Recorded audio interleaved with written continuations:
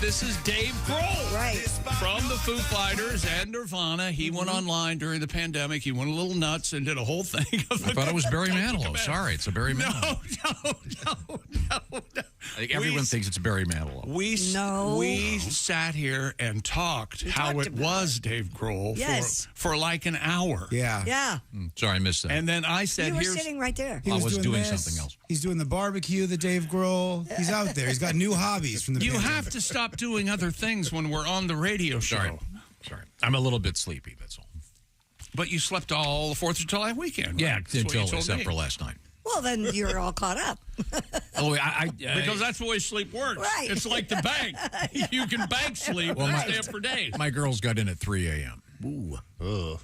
This morning. They were supposed to get in 28 hours earlier. It was a problem. You know, Is the Bahamian Airlines like the restaurants? A plane comes soon, man. Come soon. apparently It comes soon, man. See, this is why I'm a judge. I should be a judge. This woman gets on the plane, apparently, and crams her overstuffed bag into the bin. Okay, I've done it. I've tried to do it. Breaks the bin. Have not done that. They have to evacuate the plane instead of just duct taping the bin to fly in an engineer. Yeah, you know, I think if you look in the FAA guidelines, I think just duct tape it. number one, duct tape fixes everything. They fly in an engineer. Yeah. After evacuating the plane, the engineer duct tapes the bin shut. They leave 26 hours later. Who believes they flew in an engineer? They did. Anybody? They had to get off the plane. They flew in an I think they engineer. They had to did, get off the actually. plane, but that doesn't mean they actually flew in an engineer. Didn't they have one right there? No, they don't. They're in a tiny island. This airport is 1/10 the size of the building we're sitting in. Well, yeah, You've been there, Pat. Nassau. Yeah, It's the size it of wasn't the kitchen. Nassau. It was Eleuthera. They had to fly in an engineer from Nassau.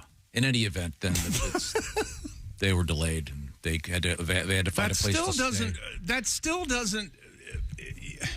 You have to start becoming engaged in the radio show when we're The show on just the air. started. I was busy doing something over here. No, this is from I've Wednesday. been here. I've already been here for 2.5 hours. I know. You got up before you went to bed. No, I got up at 2 a.m. when the girls got home.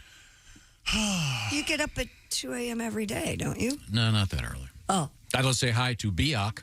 who's Biak? You mean Biatch? No, Biak. Was that the driver? Who you call him? He was the guy that I had to drop a car at the airport because the girls were getting in so late. I wanted to try to go to bed. So I dropped a car at the airport. Then Biak took me home, and my Uber guy. Hey, Biak, how's it going? Where was he from?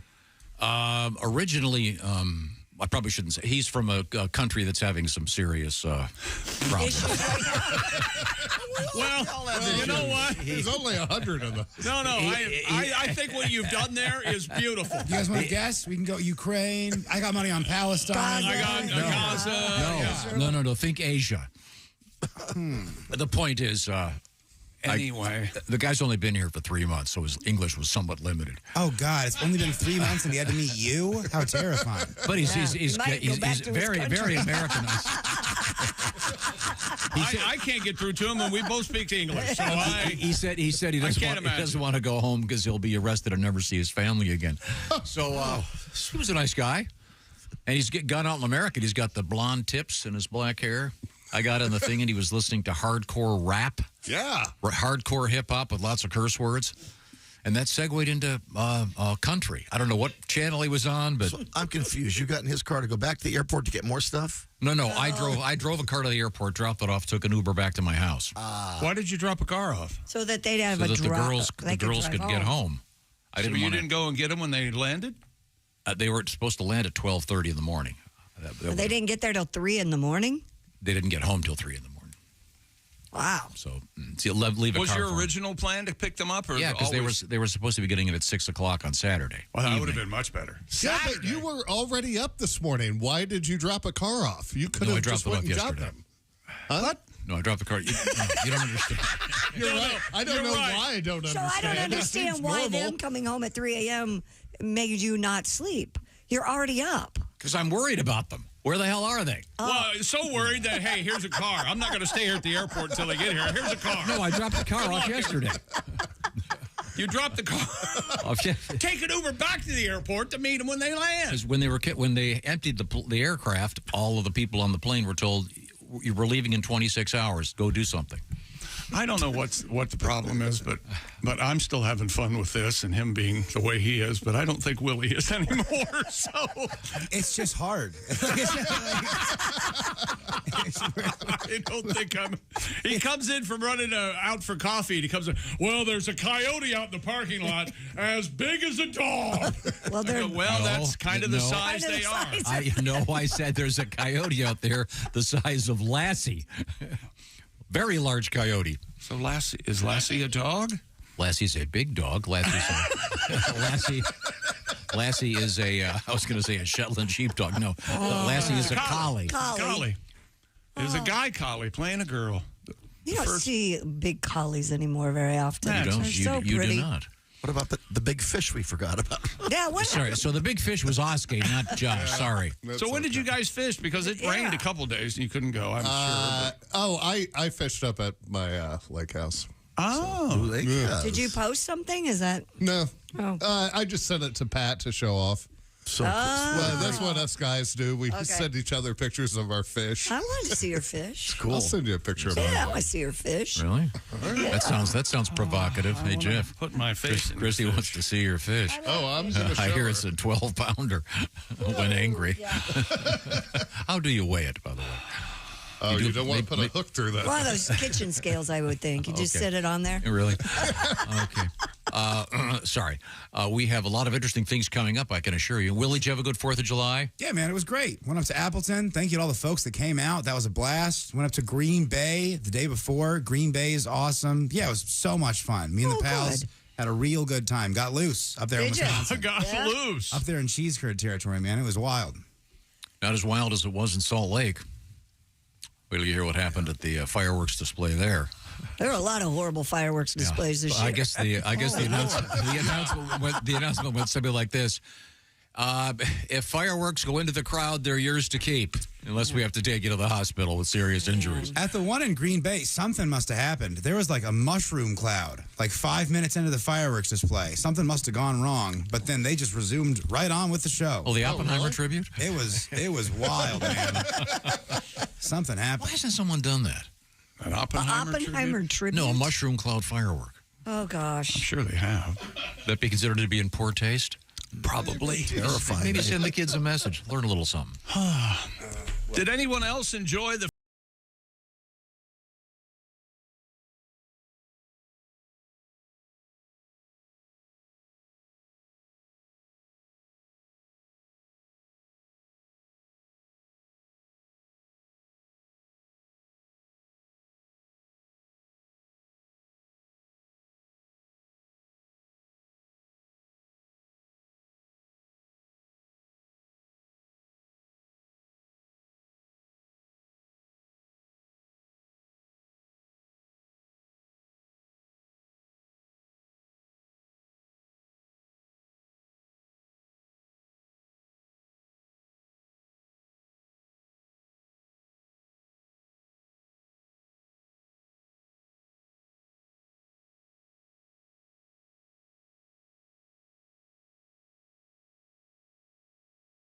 Back with a review. All right.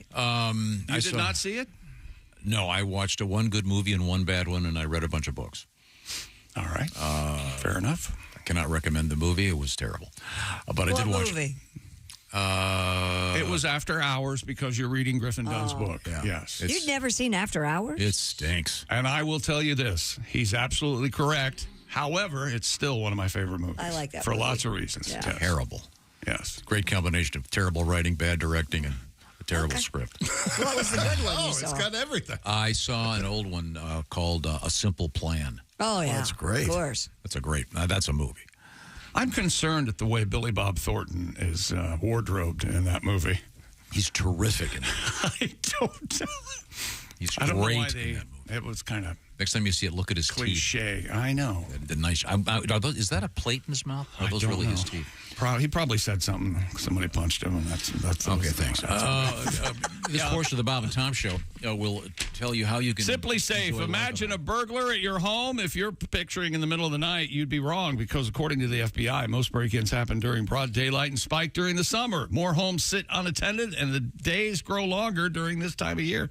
That's why Simply Safe Home Security is the only security company I trust my compound to. Here's what you get: Fast Protect monitoring and LiveGuard protection. Simply Safe agents act within 5 seconds of receiving your alarm and can even see and speak to intruders to stop them in their tracks. No long-term contract. You can cancel anytime. Pricing is transparent and affordable at less than $1 a day and no hidden fees. Easy to install and activate your Simply Safe system in less than an hour yourself, or you can choose to have a professional, a pro, do it from Simply Safe. Protect your home this summer with 20% off any new Simply Safe system. You sign up for Fast Protect monitoring. All you have to do is visit simplysafetom.com. That's simplysafetom.com. Remember, there's no safe like Simply Safe. Oh, God. Scared me to death. You thought this was it? You know what it is? Lassie? No, this is the theme to the coyote that ran in front of my car the size of Lassie. Boy, that is one depressing theme song. When we come back, we have some exciting stuff in the world of news. You think June Lockhart brought it in the bedroom? How do you think she got the gig? Yeah, I think so. Yeah. Really? Oh, yeah. Hawk Tua. This is the Bob and Tom Show.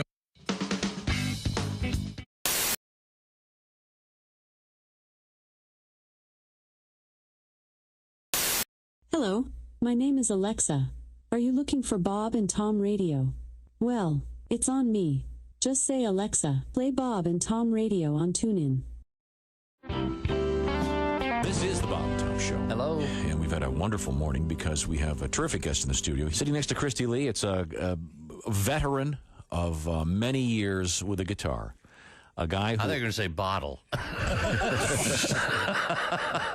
can't, Pat, I tried. Well, this is why I get the reputation of being the dick in the show. But no, I'm trying to do something nice. No, you are the dick on the show. Oh, yeah. Who put the dick on the show? I blamed it all on me. See, this is... I'm not going to say anything until I'm introduced. Oh, I'm sorry. It's Pat Dailey is here with us. Thank you. Good morning, everybody. Nice to see you. Hi, Pat. Now, Pat, good to see you. You do an annual residency, if you will, at Sloppy Joe's. That's the place that does the famous Hemingway lookalike contest every year. Yeah. And you could actually... And you win every year, You could certainly place in that. They've been after me for a lot of years to do that. And now I say I'm too old. He shot himself last year. Oh, yeah. All right. Let me play a song for you. Okay. Please. Okay. Ohio is having a blizzard. Missouri is having a flood. Oh, I can't read the paper. It's too small. Must be the martinis. Okay. Where's that music stand? Would you like chicks Okay, here we go. Missouri. You want my cheaters? Okay, let me start over. Okay, Ohio is having a blizzard. Missouri is having a flood. Most of the South is having a drought. And Malibu's having a slide in the mud. San Francisco is having an earthquake. They say she won't last through the year. The whole country is reeling in recession, and I'm having one more beer.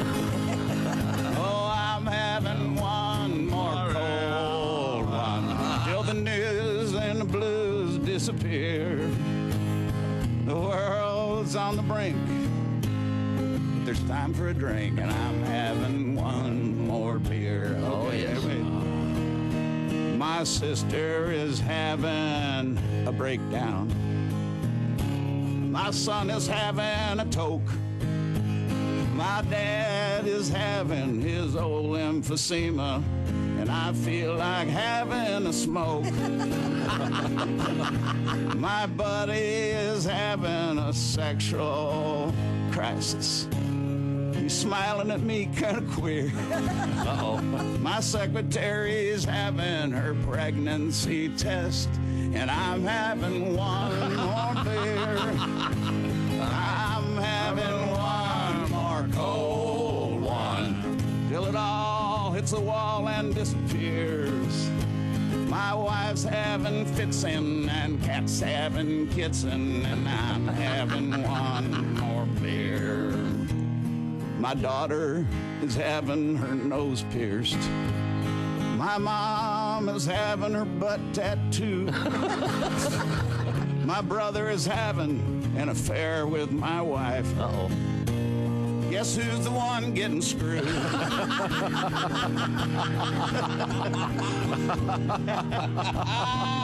So if you're having heart palpitations about the way things are heading around here, just give that waitress a pat and tell her that I'm having one more beer. Yeah, geez, I'm gonna have to practice that one. I love that song. I couldn't read my words. That's all right. I don't know why. I gotta get them up this close now. Stick around. This is the Bob and Tom Show.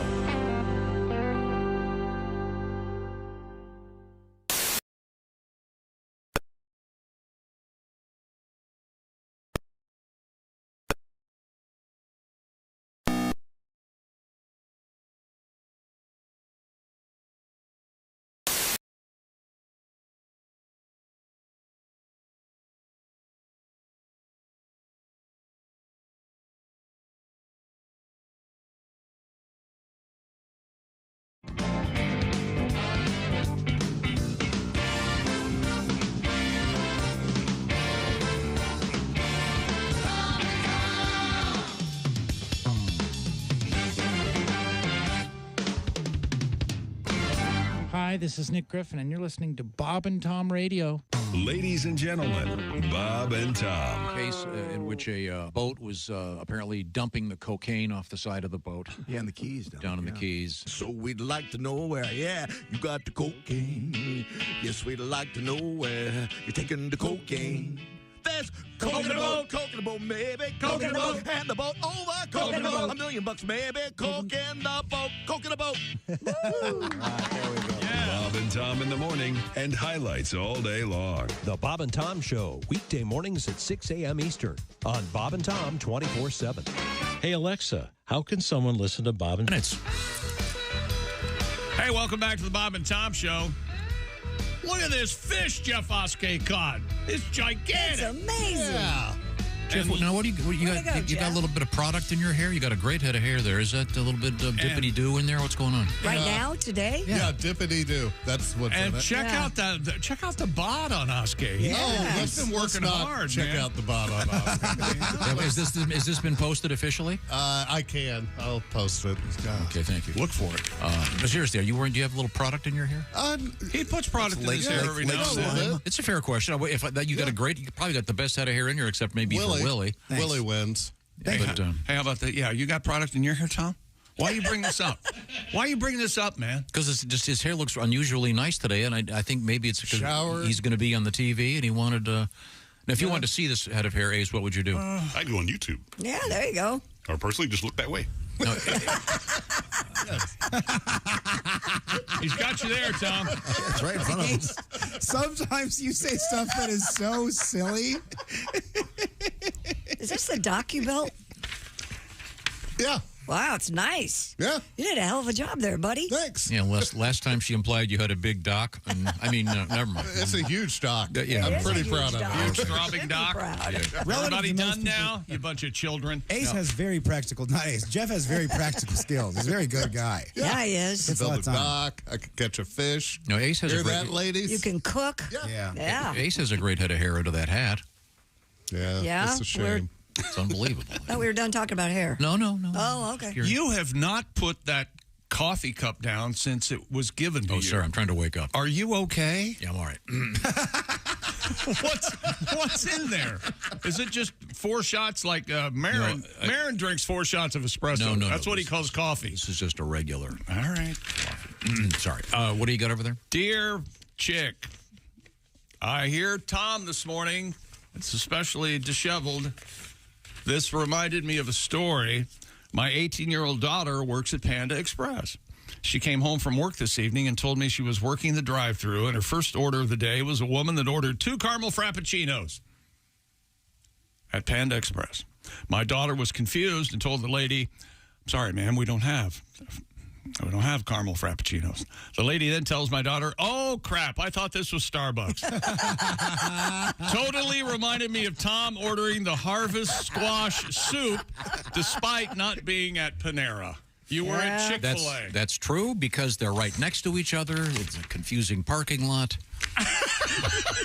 And I felt obligated to buy something. Sure. Well, I guess I'll have some chicken nuggets while I'm here.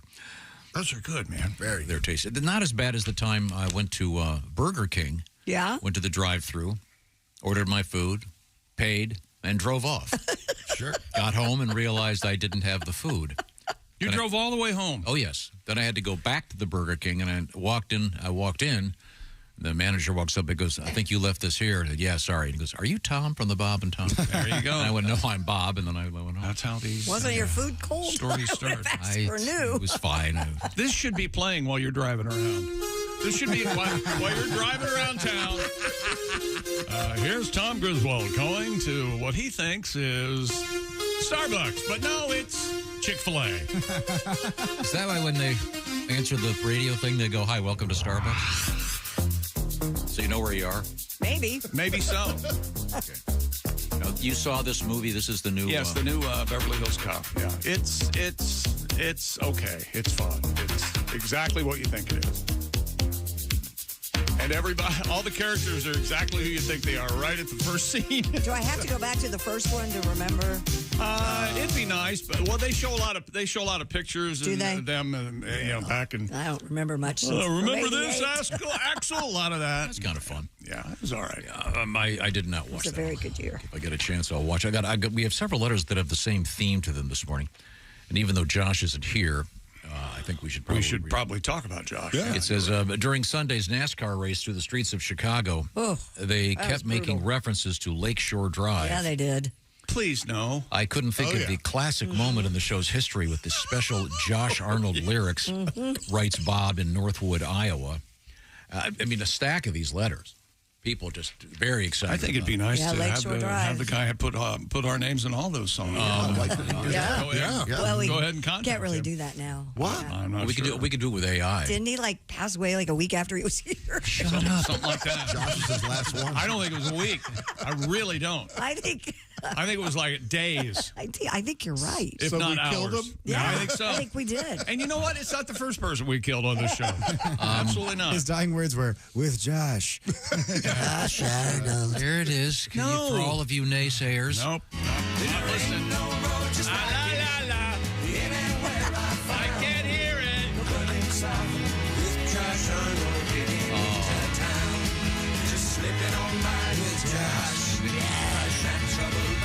The guy seized right there. Yeah, that was so nice of him to do that. Yes, it was. Yeah, with AI, we could probably get him to do all of us. Did you see the article at? Oh God! No, I quit reading. The end of days is coming. No, this is interesting. For those that are plugged into reality. Wait a minute. You. Well, you know what, Tom? I'm sorry, Mr. Real. You go right ahead. You're right. The estates of Burt Reynolds. Yes. And let's see who. Judy Garland and I think it was Laurence Olivier have okayed the use of AI to recreate their voices for various projects. Voices? Yes. In other words, they can with artificial intelligence, they can now do they can have Judy Garland, for example, read the book The Wizard of Oz. And they've licensed that already. So this is the beginning of that. Whoa. So you'll be able to have whoever you want. You could have Fred Flintstone do your wedding vows at your next wedding, Christy. There won't be a next wedding. Fred Flintstone. Anybody. They can take any voice and recreate it Lawrence electronically. You know Fred Flintstone's a cartoon character, right? You don't know he's a real person. You know that. You know, there is the opportunity here, though. Instead of saying, will you say I do? Yeah. You could say, would you say yabba dabba do? Oh, there you go. So that'd be kind of fun. So maybe we should get that Flintstone. God help me, this isn't going to happen. But the next time I get married, well, unless that one girl calls. Yeah. But when I get married, I'm going to say yabba dabba do. Damn right I am. Good. You're damn right I am. Okay, good to know. Line up, ladies. All right, now we have a couple things we have to get to before we get to some interesting things in the world of news and sports. But first, things we learned last Wednesday. Oh, boy. Oh, boy. Yeah. LeBron James Jr.'s middle name is like his father's. It's Ramon. Raymone. LeBron Ramon James Jr. But they call him Brawny. Bronny. Oh, yeah. You mean Bronny James. Bronny James Dio? I don't know. I don't want to be responsible for this, but can we start calling Bronny James Fredo yet? I don't know of any.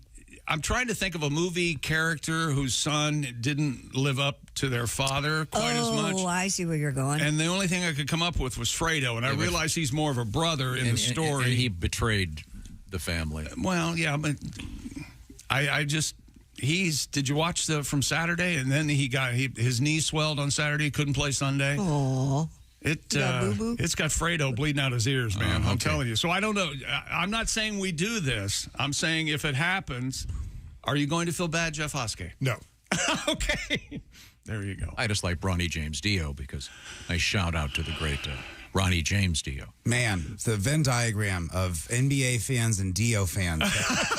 Right? I appreciate that show. I mean, it must be so limited. There's probably like 2 guys in Seattle that are like, hell yeah. Tom's finally doing it. Hey, you keep calling him the great Ronnie James Dio. Yeah. That voice, it's crazy, it's weird. objectionable, and should not be listened to by humans, is what it is. Can you imagine being able to sing like that, though? It's great. You're a fan of both the NBA and Ronnie James Dio. You fit in the Venn diagram? I am.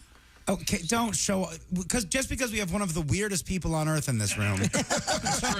Don't point to Ace. Two. We're all weird. Like two of the weirdest people. Yeah, it's not like he's one of 100 3 people. Right here, 3. 4. We got 4. 4. Counting Pat. Admittedly, the Venn diagram analysis is quite accurate, but it's just because Chick always gives these guys names. What's the latest one now that we're trying to cooperate with? Oh, Shohei Ohtani. Hey, Ohtani. It's coming along. That doesn't work the way you Darvish does. You Darvish me, Chick. That's great. Saquon Barkley. Quan Barkley. These are all legendary. Bronny James Dio. It's going to work. Bronny James Dio is not going to work. My goal is to get some young kid listening to this show wondering how on earth this is still on the air to go check out Ronnie James Dio. An accurate questionnaire survey 1,000 people. 7 would know who Ronnie James Dio is. And I think that's high. 6 would know who Ernest Hemingway is. That's not true. Or Richard Feynman. I mean, who's Richard Feynman? Yeah. Dickie Feynman? Probably the most important physicist. Leo Szilard. Jackass. Well, I think Feynman. Tom looking forward to sleeping over the July 4th holiday weekend, except right there at the end when it was. Yeah. When it really mattered. He almost made it. I almost did it. Look at him sucking on that coffee like his mommy's teeth. Remember, I was breastfed on falsies, as Woody Allen used to say. I was not breastfed. Were you breastfed, Chick? No, the only thing keeping me out of the mental asylum is I was not breastfed.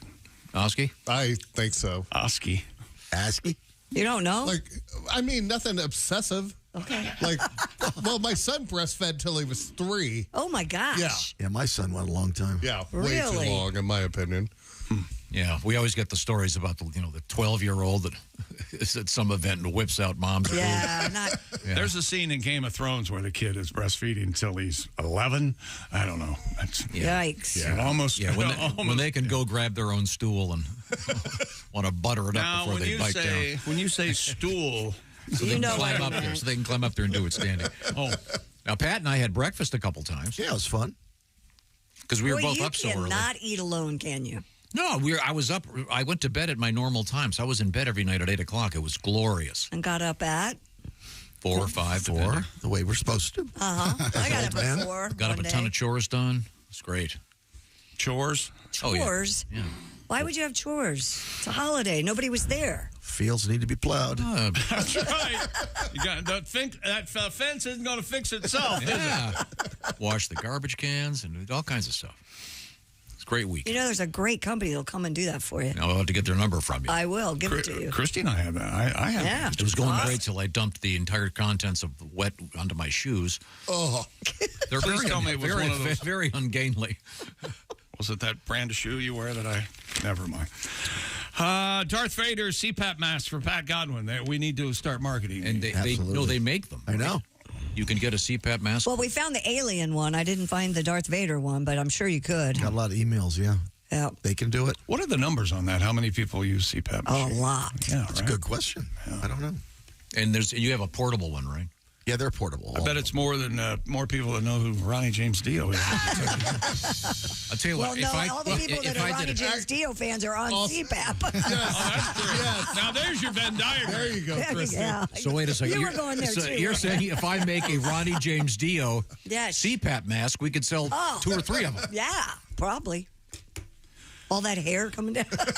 Was that his hair or was that a wig? Ace? Wiggish. He was actually balding. Yeah, I was going to say he kind of... And he's only 5'4", right? 5'4", 5'3", 5'4". Awful little man. Yeah, he could stand up where he is right now, and there'd still be. He was a fine man. He's just screaming and yelling all the day. Rainbow in the dark! I don't want to talk to him. It's the dark. There's no rainbow. Get out of here, you freak! Chick, where he is right now. What the hell's your problem? He's so short he could stand up where he is right now. There'd still be a foot of dirt before you get to the sky. Oh man, yeah.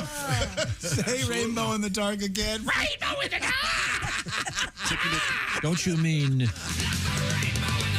sorry, I'm way off. You were in the right key. Rainbow in the dark! You nailed it. He didn't like Man on the Silver Mountain. Oh, I like that one. I think I heard that once, maybe half a time. I couldn't turn it off fast enough. Man on the Silver Mountain coming up. Is he very like Lord of the Rings inspired? You never mind where I'm buried. On his first headlining tour, he had a dragon on stage. Yeah, it seems very. All right, wait a minute, hold it. You didn't tell me about a dragon. Yeah, you never mentioned the dragon. Fire-breathing dragon. I like dragons. Now that there's a dragon involved, I'm in actually. Did he own a dragon? That's Ace, are you talking about?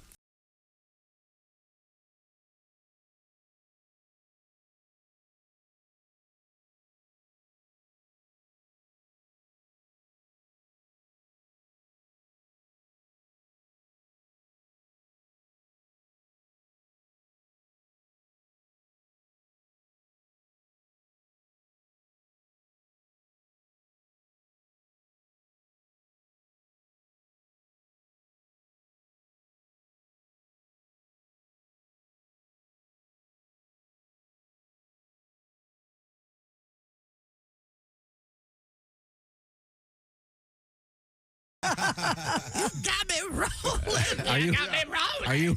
Because I'm too short to walk. I have to roll. I'm not even sure I can say this on the radio, but Then don't. Yeah. I'll run it by you during the break. Okay. When we come back, I want to hear. Demand you say it now. No. What happened? You ever go to the antique store and they have books? Here we go. Yeah. Yeah. I can't tell. Used bookstore? Yeah, there was a book, the title of which would currently be considered to be offensive. But how about a little more Ronnie James Dio? What's the big hook here? A Man on the Silver Mountain, I'm guessing. Coming up. When we come back, we'll get the hook. How about that? Okay, what's coming up? Sports. I've got sports for everyone. Wimbledon. Coco Gauff is off. Oh. She's out, off, and out. She lost. She like a 2-seed or something? Yeah, absolutely. She's gone. Emma Biggins. Emma Biggins? No. Emma Navarro beat Coco Gauff. I'll tell you all Fellow about American? It. Giannis is heading to the Olympics. Not of the United States team, of course. Some foreign team. We'll cover that when we come back. Bet it's not the team for Biak, my driver. Oh, Lord. I try to get back on track. I think it's hilarious. The guy's been in the country for a few months and he's learning English listening to hardcore hip hop. That'll teach you. Now, it's time to check in with our friends at Silac, and we play the famous game where the answer is always check, please. Check, please. Starring Chick McGee. Thank you. Rule simple. Just answer check, please. Can you do that, Chick McGee? Check, please. Okay, Silac wants to know this. You ready? And check. Okay, good. So you're having dinner at an expensive restaurant with your fellow employees. After dinner, the waiter brings the check. What does Chick McGee never say? Evidently, I say, check, please. Never say that. Yeah, that's, of course, not true. But that's fine. Very generous. You often pick up the check. But for the purposes of this program, you're saying that. Now, you say you retire. You sign up for an annuity from the folks at Silac. Then once a month, what do you say? Check, please. Correct again. Actually, you don't even have to say that. The money's going to show up in your mailbox or perhaps in your direct deposit. Do you want me to check the best way to get started? Check, please. Go to the Silac website. Everything you need to know is right there. Visit SilacINS.com/Bob and Tom. That's Silac, S-I-L-A-C. SilacINS.com/Bob and Tom. Silac Insurance Company. So you can get that check every month. SilacINS.com/Bob and Tom. Say check, please, for our friends at Silac. Coming up, we'll hear the man on the side of the mountain. I can't do it. That hurts my throat. This is the Bob and Tom Show. Hey, that's Reach it. us toll free at 1-888-BOB-TOM-1 or at Bob.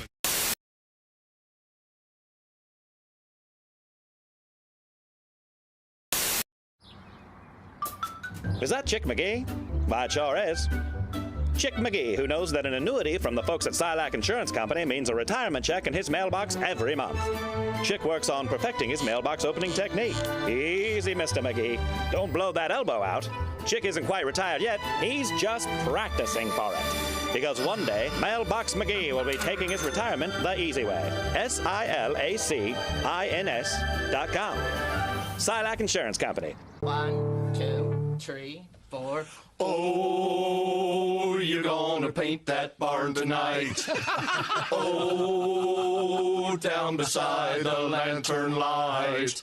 Oh, you're gonna finish all your chores, black bonnet girls. You make the Amish world go round. Yeah.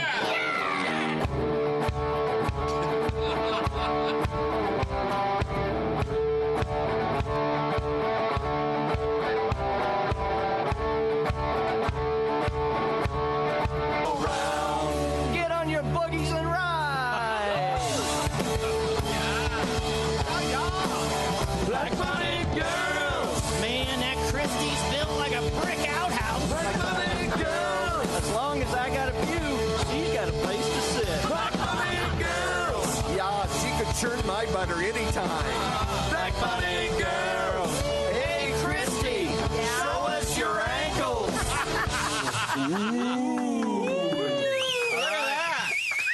Hi. Oh, the electric.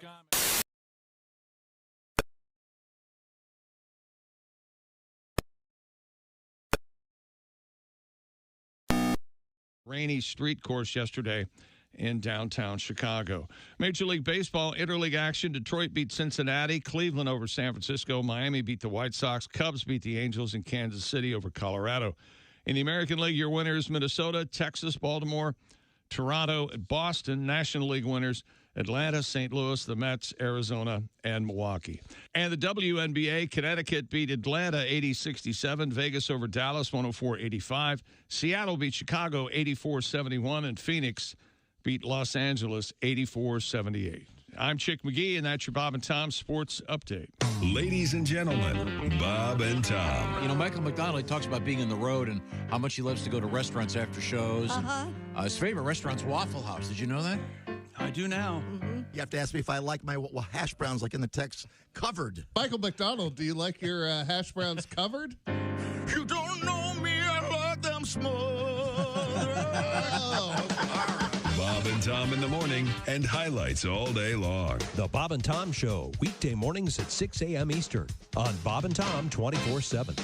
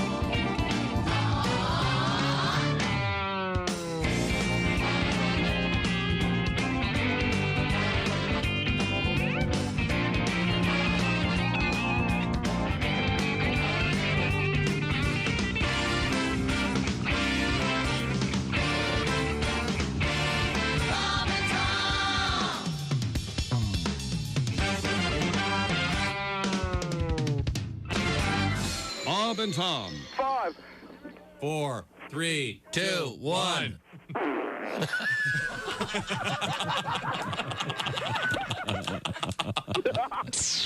They put the F in professional. Hey, hi, this is Tom. And this is Chick from the Bob and Tom Show. Hey, Christy, what's the best way to get full access to the show? Hey, what? You introduced me. That would be to become a Bob and Tom VIP. Very good. Now, Josh, what's a feature of Bob and Tom VIP? Wait a minute. Well, the live 5-camera video stream of the show, plus a podcast of the show and comedy from the Bob and Tom archives. Excellent. Chick, what do you have to say for yourself? Become a Bob and Tom VIP now. Just go to bobandtom.com/VIP. Hey, got a question. What's that? How can I listen to Bob and Tom Radio on my smart speaker? I'm not really sure. Well, officially. Hey, welcome back to the Bob and Tom Show. Here we are, ready to go. Going over what happened on Wednesday's show. Excuse me, Chick. All right, go From ahead. the text line. All right. This is from Colin in Kentucky. I'd like to make one small request. Could Chick please talk like Ronnie James Dio for the rest of the show? Or at least until he's finished with sports? So far, this is my favorite impression of his. That is all. Thank you. I would love to, but I've decided it hurts my throat too much. I can't. Now, once again, we're arguing about this because I think that disagree. The nickname for Brawny James should be Brawny James And Dio. I think it should be Fredo. That's a stretch.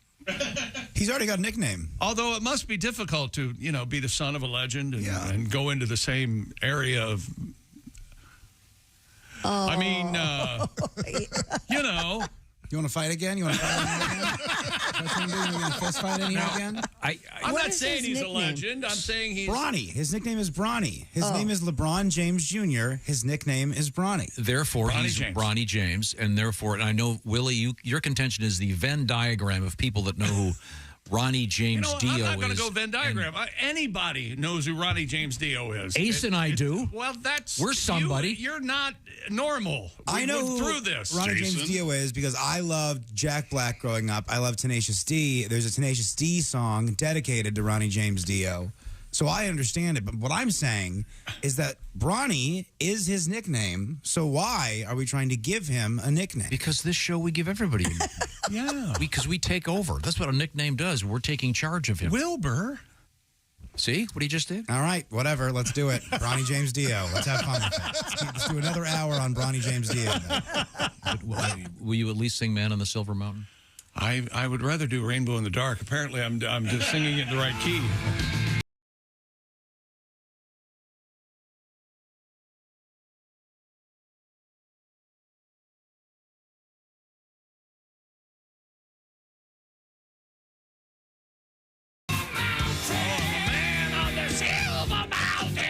I see you got it. You nailed it. Okay, we can move on now.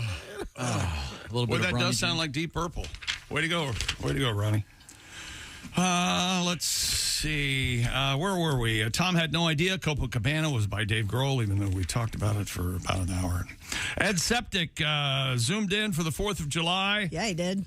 With some safety suggestions. A lot of people didn't follow those safety suggestions, apparently, Ed. David Rush has a new sidekick, evidently. Hollywood Hannon is gone. Moved to Michigan. His new sidekick is his brand new neighbor, I guess. Nice. I'm not sure what that's all about. UFO seen north of Red Rocks in Colorado. Tom was skeptical. No one had a camera, I believe is what he said. Yeah, where are the pictures? Every phone has a... Everybody's got cameras these days. My dogs are sneaky. We were talking about that. They whisper, and then when I turn the corner, they hear me. And I think they are stealing vodka while I'm at work. I think that's right. Flavor Flav is working with Red Lobster. Yeah. We talked about that. And I could have sworn that was an old story, but evidently not. And I had no idea. I thought Red Lobster, like many Americans, I thought Red Lobster had gone out of business. But apparently some are still open. I think they had Bless their hearts. Had to fold a few, but they're hanging in there. If they can keep those biscuits alive, do whatever you have to. No okay? Let's keep that Oh, recipe man, those cheddar in biscuits. circulation. Those things are delightful. You can buy just the mix now. Yeah, you can. And they have the frozen ones, too. Oh, really? Yeah. Ooh. Quite familiar with that product. Oh. I like to take them home, make cheddar bay biscuits and gravy, get kind of loco. Ooh. I know. Oh, my goodness. I know. You just blew my mind. I just saw the stoner instinct inside of you kick in. I know what you're doing. I know this what the kids afternoon. are having for dinner tonight. They're having breakfast for dinner, kids. Is it fun being a stoner with young kids because they like to eat the stuff that you like? I don't know what you're talking about, Willie. I keep a clean temple at my house. Sorry. Gummies are gummy bears and gummy worms. And my daughter likes Swedish fish. Yeah, my girls like those too. I've never heard of those. I don't like all them. my life.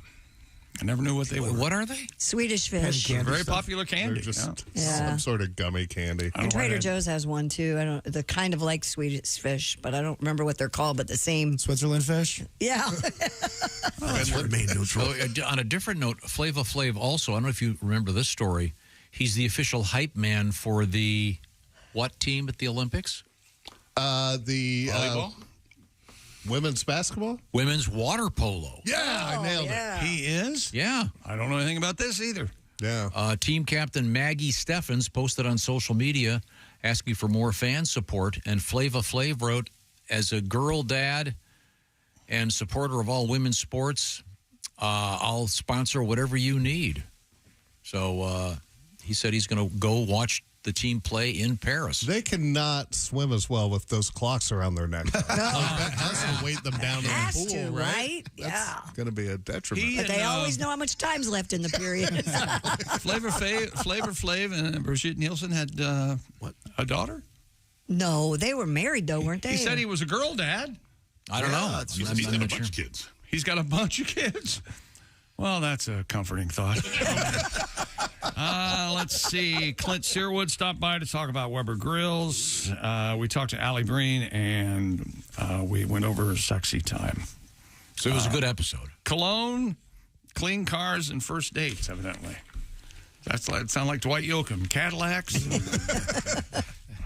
honky-tonk women, or music, or whatever it is. Now, what's coming up in sports? Coming up in sports, we've got Bronny James, and he's going to try to make the Lakers. He's got another game coming up. Giannis is headed to the Olympics with his home country of Greece. That's right. And we also had a couple of car races over the weekend that one of them was very rainy. You can't race a car in the rain, Tom. You slide right off the road. Well, it depends you know what how that works. Version you're doing. And we'll talk about Nathan's famous hot dog eating contest. We have a brand new champion. Not Joe. We'll tell you what Joey did too. Joey Chestnut. We got hippos in the air. We got fireworks in the air and in the audience. Is that like pigs with wings? Hippos in the air? Yeah. We have an interesting survey about Pat Godwin. Vegetables. Your thing over there. Okay, this is the Bob and Tom Show. Add to or continue the conversation. Check out the Bob and Tom Show on Facebook. Get the link.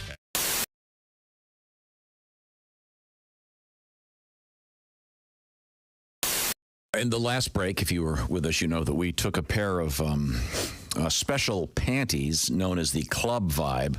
And these panties have a special vibrating device. Very that, special. Slips into a pocket in the front of the most intimate area. Yes, in the front naughty, I think. Right, Is what the front naughty. Yes, I like that. in that zone.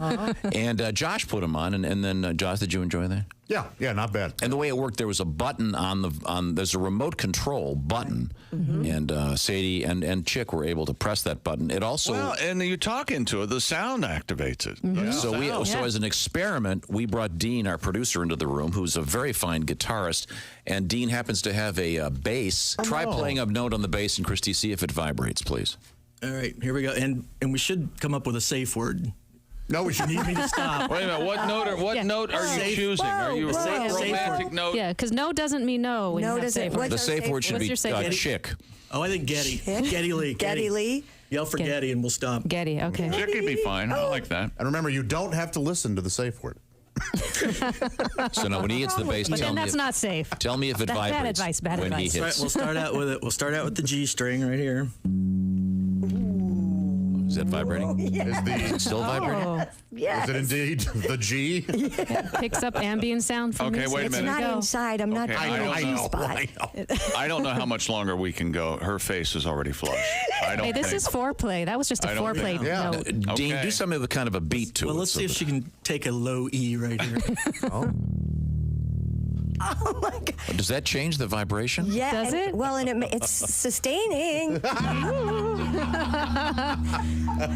I'm feeling a little left out over here. Oh, do you have another pair? You can't favor women. We do have another pair.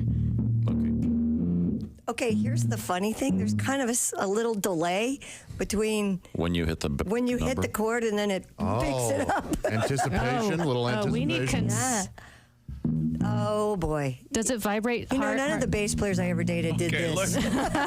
Tom, look at her face. I mean, she's getting all red. Yes. Do you know the bass line to Whippin' Post? Okay, that's not funny. No more news today, you guys. And I did not. Okay. Oh, wait, no. Now it looks like it's actually painful. Safe word. Geddy Lee! Okay, there we go. Hi, this is Pat Godwin from the Bob and Tom Show. Miss some of the show? You don't want to do that. Become a Bob and Tom VIP and subscribe to the audio and video podcasts. The Bob and Tom Show, on air, on app, and on demand. Girl, the food was great. The company, even better. Why sit here all night long, going on about the weather? I know it's our first date, and good girls gotta wait. But I just turned 83, and you said you're 78.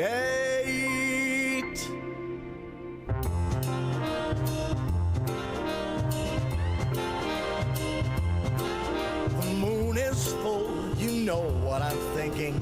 Let's make love, we're old and we're shrinking. The hour's late, let's just do it on our first date.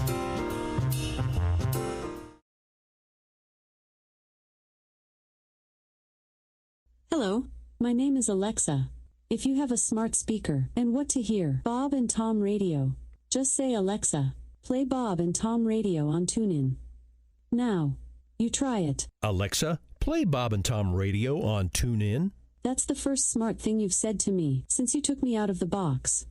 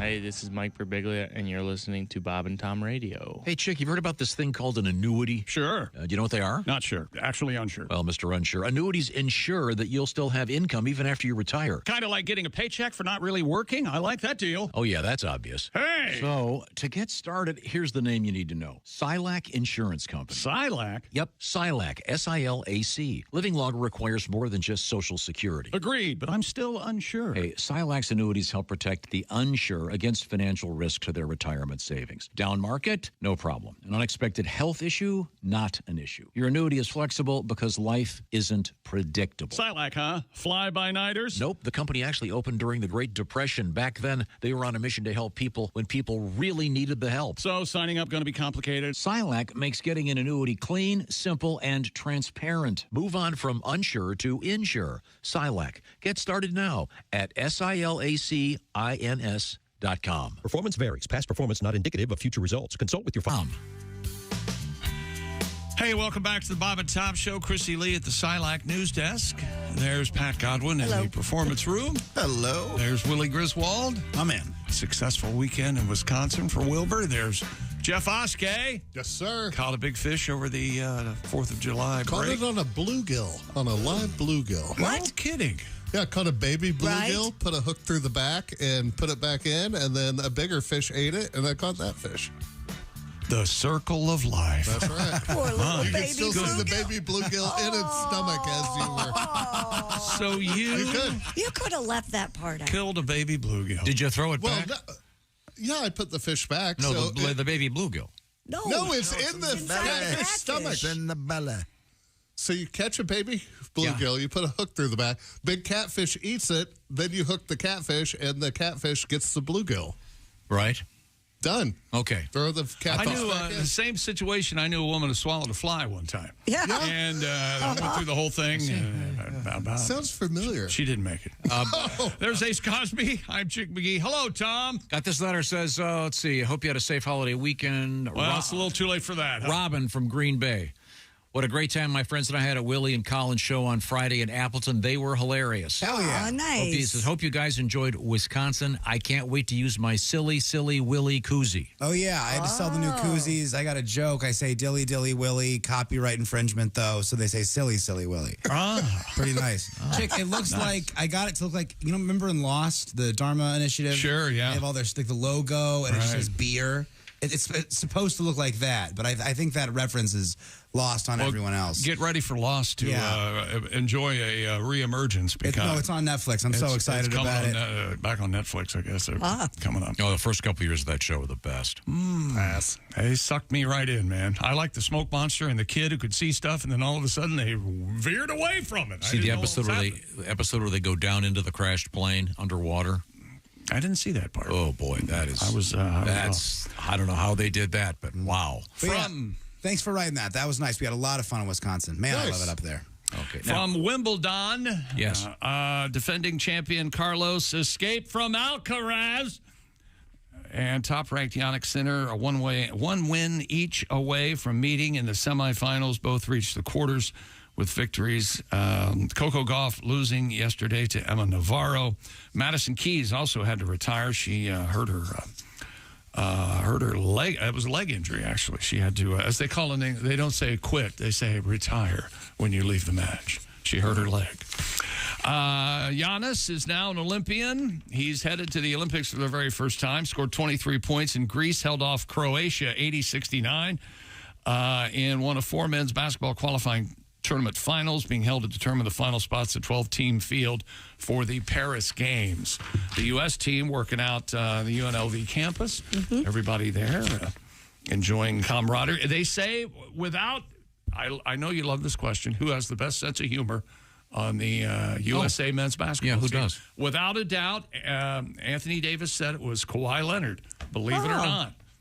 He's as dry as dust from all accounts, but apparently he has a great laugh. There's Kawhi laughing right there. I wonder how many of those guys went to see the Grateful Dead at the Sphere. I don't know. They got their residency going right now. Yeah. Dead and Company. A lot of highlights of that on Instagram. It looks. A lot of people are going to that. Somehow they go right back to San Francisco and Haight and Ashbury. Yeah, they got the big inside of the Sphere. It's crazy. I would love to go see that. I don't know if Why didn't you go last weekend when everybody was out of town? You should have gone. Why don't you go now?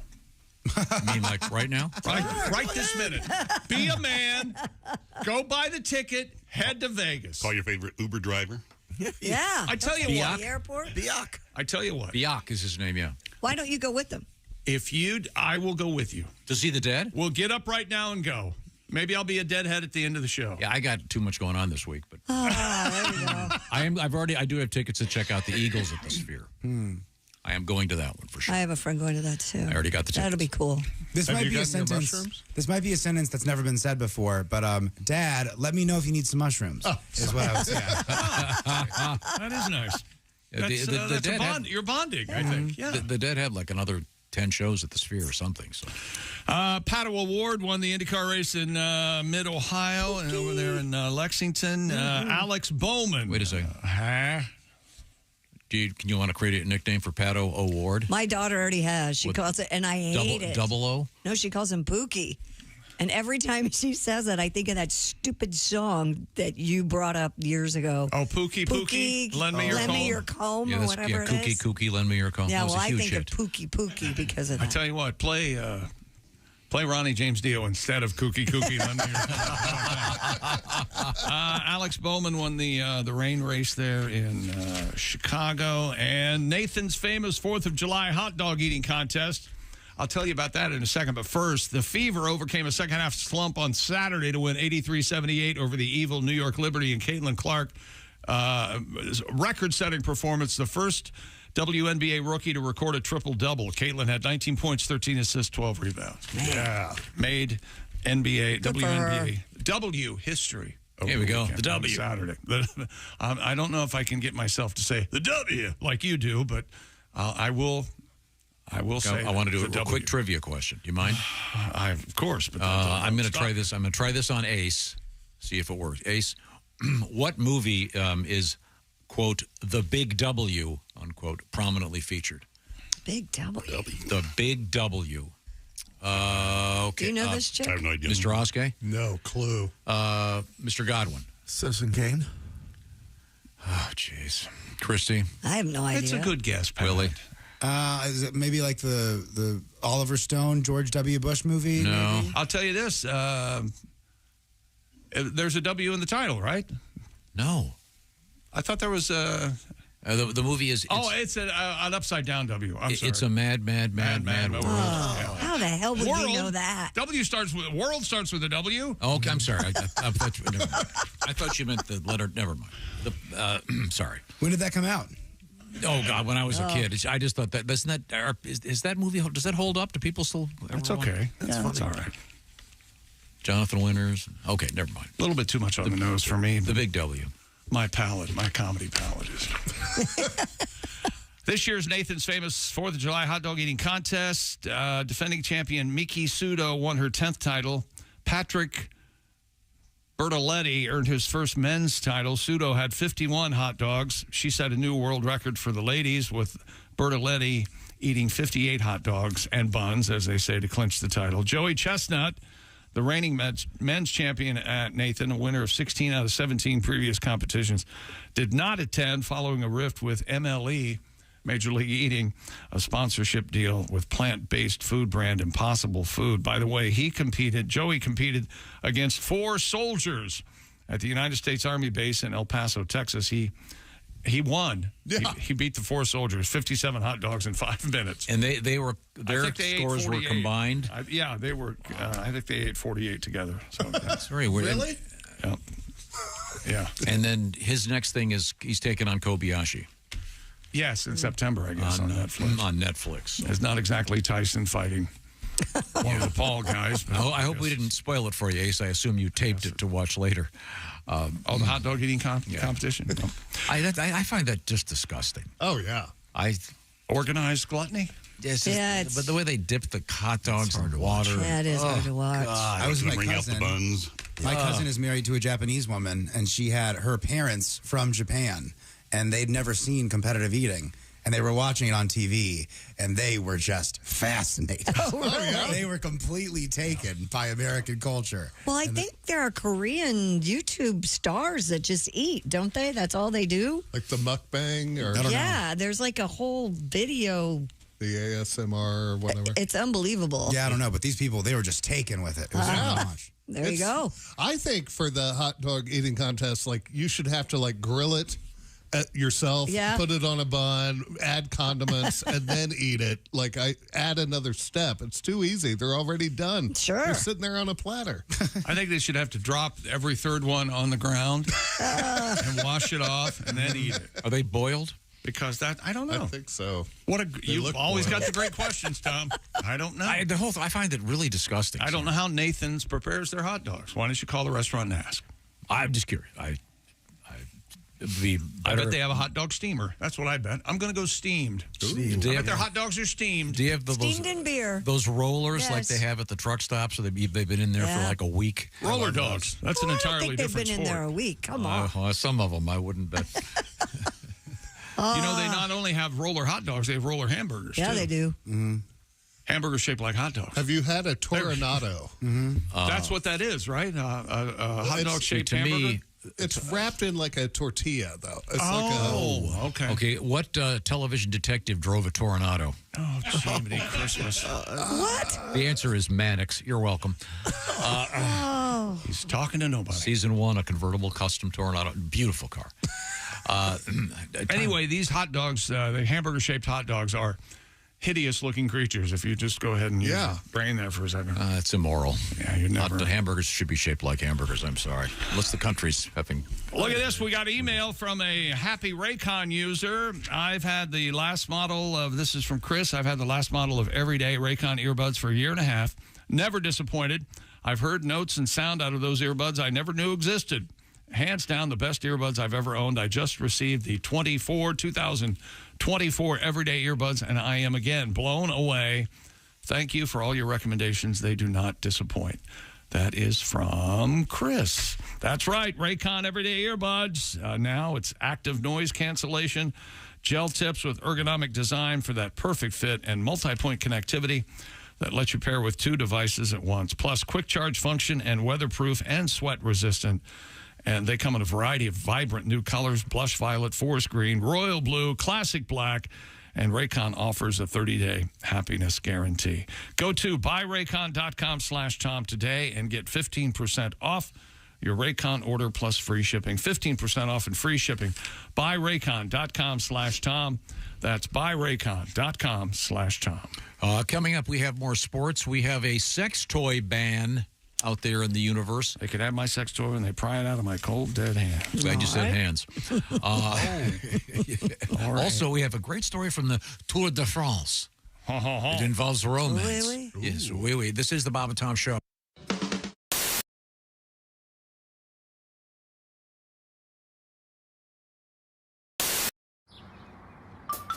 Is that Chick McGee? Why, it sure is. Chick McGee, who knows that an annuity from the folks at Silac Insurance Company means a retirement check in his mailbox every month. Chick works on perfecting his mailbox opening technique. Easy, Mr. McGee. Don't blow that elbow out. Chick isn't quite retired yet. He's just practicing for it. Because one day, Mailbox McGee will be taking his retirement the easy way. SILACINS.com. Silac Insurance Company. Now, what's this next tune? Well, this is a love song, baby. You know when you love somebody, but you don't get it back. It's about a girl that did not return her. She already had another love. And it's actually a song about that other love of hers. I can't stop thinking about her, baby. Here we go.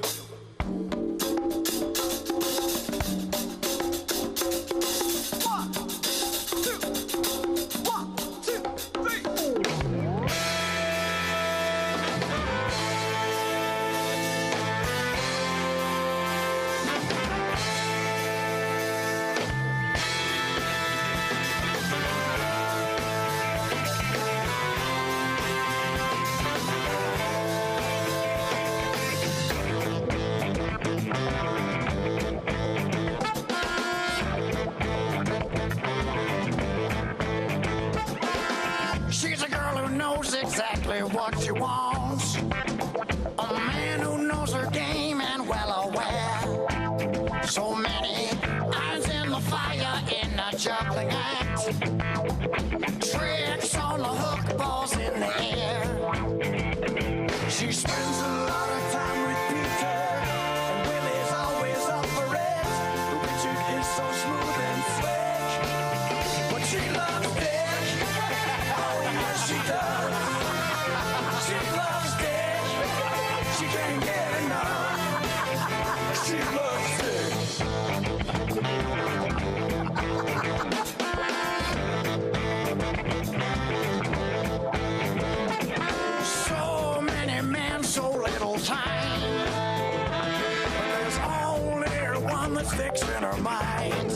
A fix that she can't quit no matter what she does.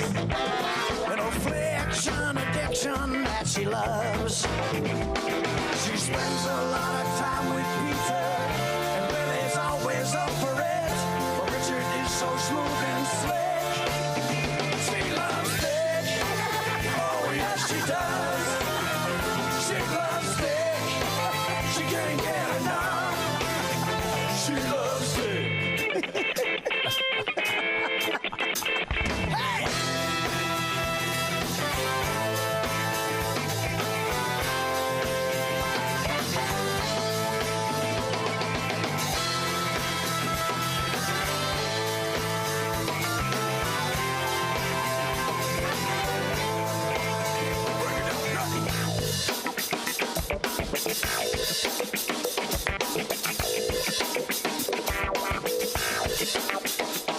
If you listen to her talk, you think Richard was a cock of the walk.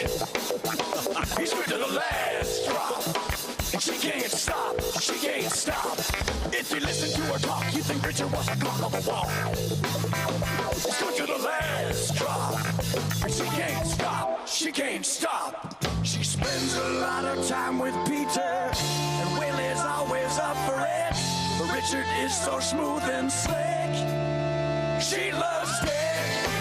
Oh, yes, she does. She loves Dick. She can't get enough. She loves Dick. Oh, yes, she does. She loves Dick. She can't get enough. She loves Dick. Yeah. Woo. Oh.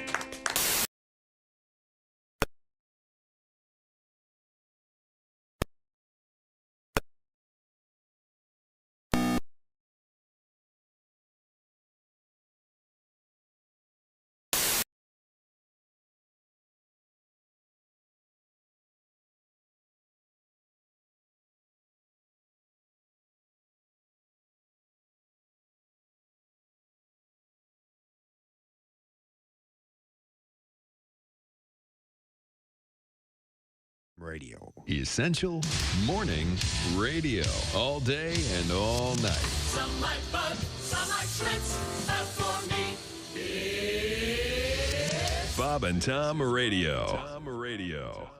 Ladies and gentlemen, Bob and Tom. Feel free to steal my identity. Steal my identity. Get my number from Social Security. 209-526-13.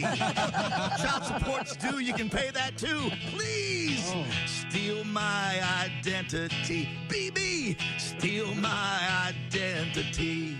All right. Yeah. Great, man. Thanks. My favorite part is look at all the stuff we owe. Boy, ain't that the truth. Bob and Tom in the morning and highlights all day long. The Bob and Tom Show, weekday mornings at 6 a.m. Eastern on Bob and Tom 24/7. Bob and Tom 20. Thank you. Hey, welcome back to the Bob and Tom Show. We're all here after a big 4th of July weekend. No one hung over? Nobody? No. No? Little. It was Little. All right. All right. Fair enough. Friday night was bad, but other than that, all good. It was just, it wasn't the amount of drinking per night. It was just drank Wednesday, Thursday, Friday, Saturday, It was couple beers each. accumulative. And then it's just like that life hangover, like too much social interaction with the work, with the driving. It'll get you. I saw one of those things, and you know that this always makes me angry. Every year they do the thing, Thanksgiving is going to cost you an extra $1.59 this year. I hate that. Or this year, the 12 days of Christmas are going to cost you an extra. Okay. So this year it was, well, this year, your 4th of July cookout's going to cost you an extra $3.07. Well, that may be the case, but apparently fireworks were on sale. No joke. Judging by the amount of fireworks that were going off. And when does it end? Last night at 10:30, they started up again. What? Well, the good fireworks just went on Sunday sale. night. Right. Oh, yeah. that's true. You got a good point there. Oh, okay. I don't know how much it costs, but my next door neighbor apparently bought a cannon, like an actual cannon. I think from the the guys sounds of behind it. me did that too. Yeah. I thought I was in a war. Yeah. Like, what the hell? Yeah. Yeah. Willie, I'd never thought of that that explains it. The fireworks sale. Yeah. There has to be a eight finger Johnny. No wonder they're still going off. There has to be a cutoff day. The good fireworks, you can get them for cheap on July 5th. You know, that's how you do it. It sounded like a teeny tiny little war zone at my house. Yeah. From Thursday on. Yeah. But am I the only one that gets bothered by that, being reminded that there's a little bit of inflation out there? Or, yeah, I think so. It's holiday. They can't help it on the TV news. Lots of stuff that bothers It's going to cost you an extra $1.39 for your cookout. Oh, go to hell. And how much productivity we lose with the men's NCAA basketball tournament every year. You're funny, Tommy. That's the biggest scam going. The things that bother you are just so Should cute. be a felony. No, it's just a standard news. What's the word I'm looking for? Hack. Well, let me tell you how news works, Tom. They got a lot of time to fill, and they really have to. They got to put something in there. Not like this show where we have news coming up about the catacombs in Paris. We got airborne hippos. Hey. Oh. Sports is still going. Yeah. Go ahead. A 75-year-old American swimmer took a dip in the Seine to celebrate the 4th of July and highlight the French government's efforts to clean up the river. Mr. Joel McClure, who last swam in the Seine in 1976 for a magazine cover shoot, I don't know, raised an American flag and a thumbs up as he poked his head out of the feces. The river's murky water last week. The septuagenarian said before entering the water, "I may regret having swum." Boy, that's a tough one. Swim, swam, swum. Swum always sounds wrong to me. Yeah. That's like a made-up word. Swam? Swim. I may regret having swam. I may regret having swum. I don't know the answer to that. I don't either. But if I come back alive, he said, it will prove that the French have done a good job cleaning up the river. No, I think we should check in with you today. Couple See weeks. what's happening. Yeah, when you've got impetigo in the shape of the Olympic rings. Oh, no, that's ringworm. I think I had that once when I was a child. It was very embarrassing. Impetigo? Impetigo. Yeah, what's the one where you can't get near anybody and the wrestlers get all the time? I remember I've never heard I remember going to school and being in class, and someone said, "Oh my God, he's got impetigo," and they scattered. You don't hear that word ever anymore. I've never heard it. When I thought of that joke, it's the only disease I could think of. Hours after his swim, regional authorities released data showing water quality in the river had improved. Say something, Tom. Well, how much? The mayor still hasn't gone for her dip. That's true. And hopefully she won't announce it publicly. Now, will Macron have to still do it now that he's out? I don't know. Premier, whatever the hell he is. When does this Well, the term election end? was yesterday, and the left I know, made a big comeback. I don't know. But you know how that is. Sometimes they don't. We elect in November, and they don't go until January 1. Who knows? Authorities released data showing water quality in the river had improved following the previous week's report that found unsafe levels of E. coli. The E, of course, stands for Elvis coli. Really? French officials remain optimistic and insist there's no plan B for Olympic open water swimming events. They're going to hold them in the Seine. Isn't this like when they sent the old dudes into what was it, Fukushima, the nuclear plant? Didn't they get a bunch of really old guys to go in and do a couple quick things? I don't think they did. I think they asked for volunteers. Was that Chernobyl? I think at both they asked for. Hey, look, you're 80. Look, you're 87. You know. There you go. How about a painful death from the inside? That is a painful death. Oh, your organs liquefy. Horrible death. Yeah. It's awful. Sorry. But you do have, right at the end, you have X-ray vision. Fun. X-ray vision. Almost worth it. A French cyclist was fined for kissing his wife during a Tour de France time trial. What? According to the BBC, the rider, Mr. Julien Bernard, was ordered to pay $223 by the International Cycling Union, the ICU. And I see you too. For stopping briefly during stage 7 of the race to give his wife a quick smooch. This was so sweet. The governing body said the fine was for unseemly or inappropriate behavior during the race and damage to the image of the sport. I'll say, here. The image of the sport. These are the guys that they piss all over themselves while riding. It's about time they get a hold of this. Some of them defecate while public riding. Displays of affection. Mr. Bernard apologized to the UCI for having, now what's the ICU, Tom? Silly. For having damaged the image of the sport, but said he was willing to pay the fine every day. If I can kiss my wife, it's well worth it, he more or less said, in his broken English. Did you see the background on this? According to Cycling News, Bernard had just 30 minutes from where he lives when he was met by his supporters. As he reached the top of the climb, friends ran toward him holding signs. His wife stepped forward, at which point gave him another quick kiss, holding their son, who was dressed in a replica cycling kit. Why am I reading this? Because it's a sweet story, and this guy is a great athlete, and his son is this takes like a microsecond. Now they're making more French people? I don't think so. Oh God, baby French. Aren't we going to have to put up enough with the French during the Olympics? By the way, what do the French call it? I mean, do they call it French kissing with tongue? I don't think so. I don't know who came up with French kissing. Obviously, it must have been the French. That's why it's called French kissing. Mm-hmm. But I'm a big fan. Do they call them French fries? Come here, Tom. I'm going to lay one. Oh, God. Well, don't be sickened by it. Why do they have I think we could turn. What would you do, Christy? You walk in here one morning, Tom and I are making out. I'd love it. Like right there in the corner. Close your eyes. It's all skin. It would have to be necrophilia because I'd be dead.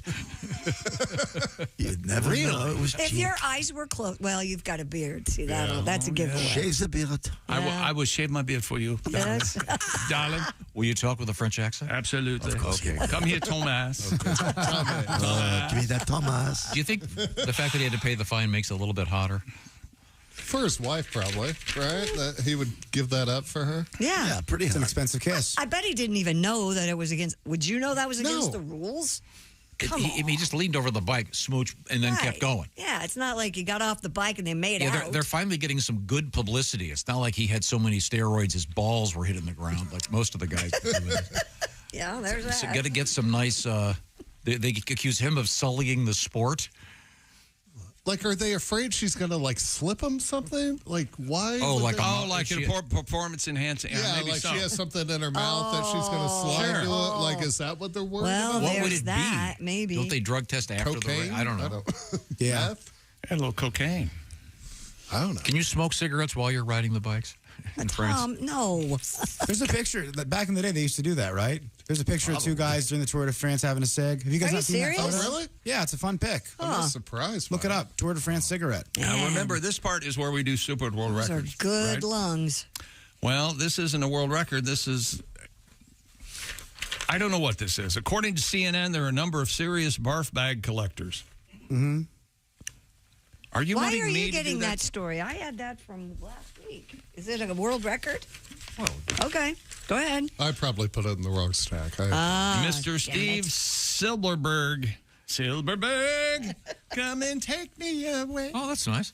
A computer programmer from Maine is one such collector of barf bags who started when he was in college in 1981. How interesting. Yeah. He told the news organization he remembers thinking, nobody collects these.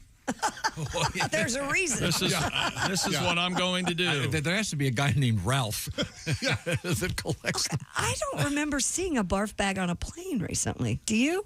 I try to stay out of that pocket. Yeah, Really? I do. Yeah. Huh. It's down in there, but you gotta look for it. But Jeff, you're right. They say that when they do those tests for germs, those airplane bags, the back of the chairs Yeah, are the pockets. Yeah, disgusting. I stay out of there. Yeah, you don't want to go in there. No. Eli Cox, a collector from Texas, says he's driven by fun. He says it's a dopamine producer. I think there's a dopamine shortage and a laughter shortage in the world right now. Some of these barf bag devotees are taking part in Dramamine's new campaign entitled The Last Barf Bag. Wow. I don't know. Ask Tom.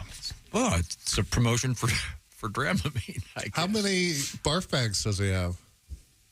That's a great question. It's not in the story. No, he just collects them.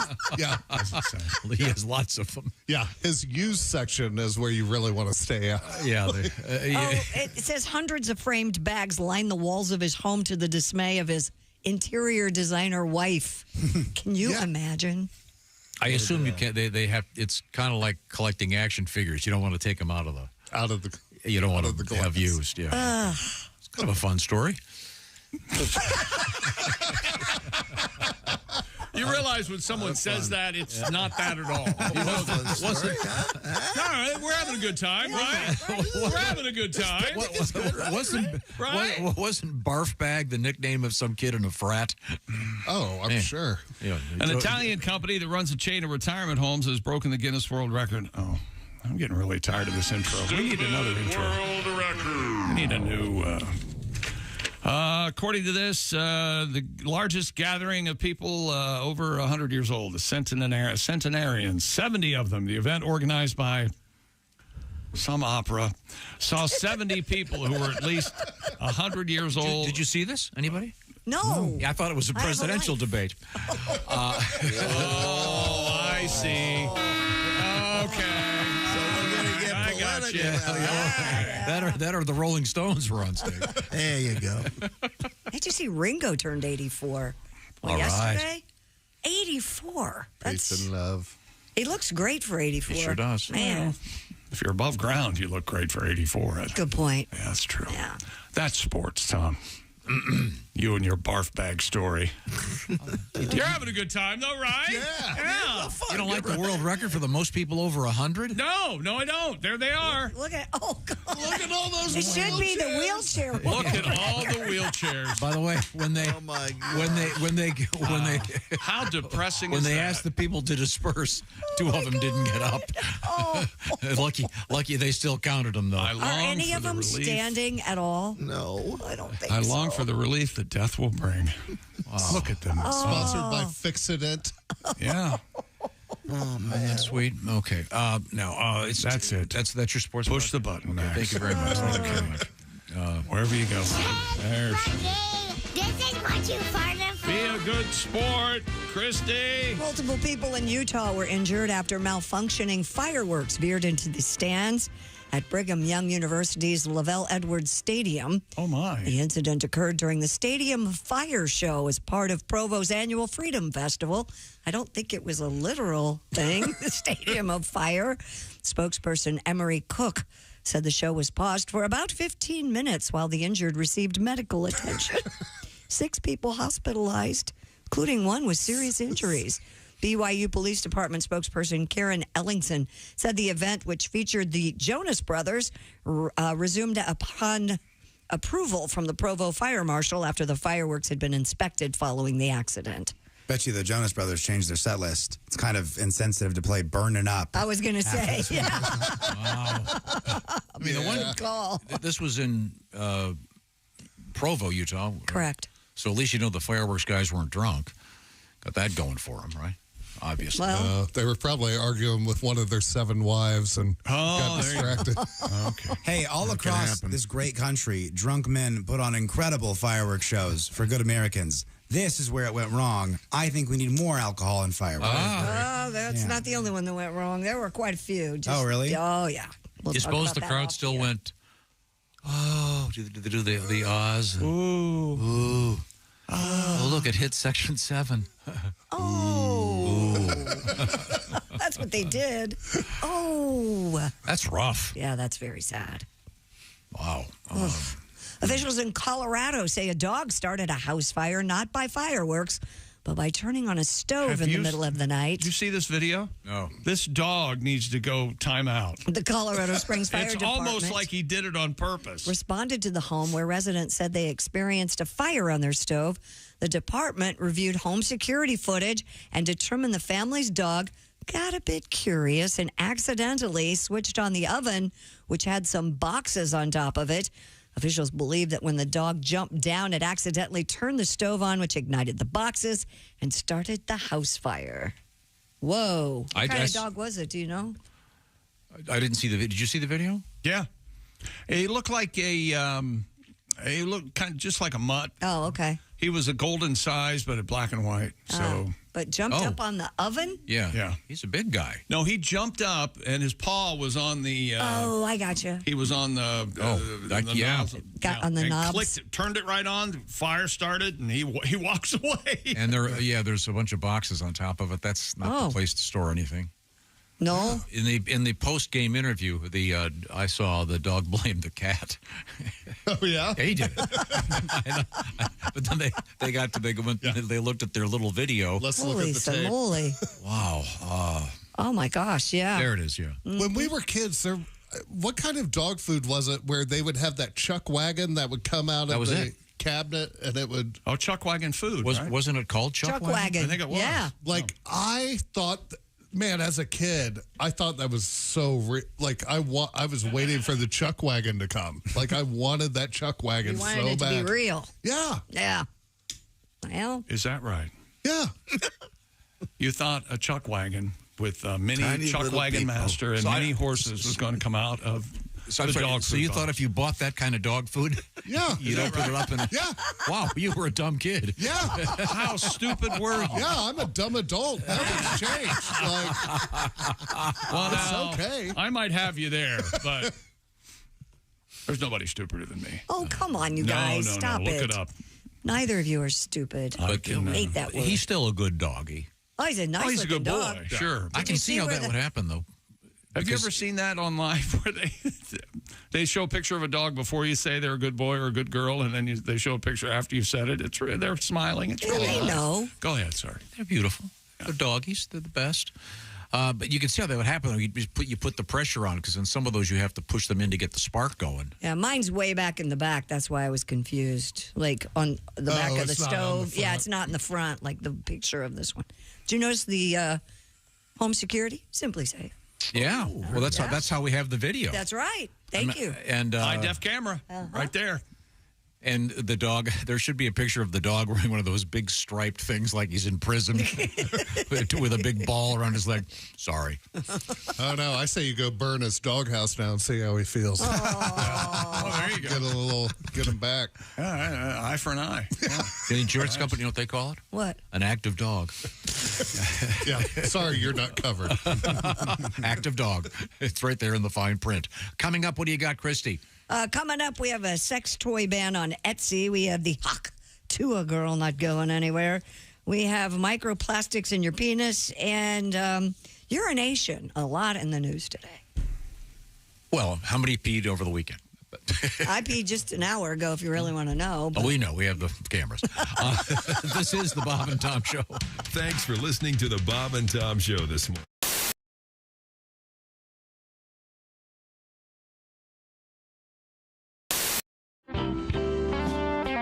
On my dog once. That was no. That's Are pretty you bad. kidding me? Okay.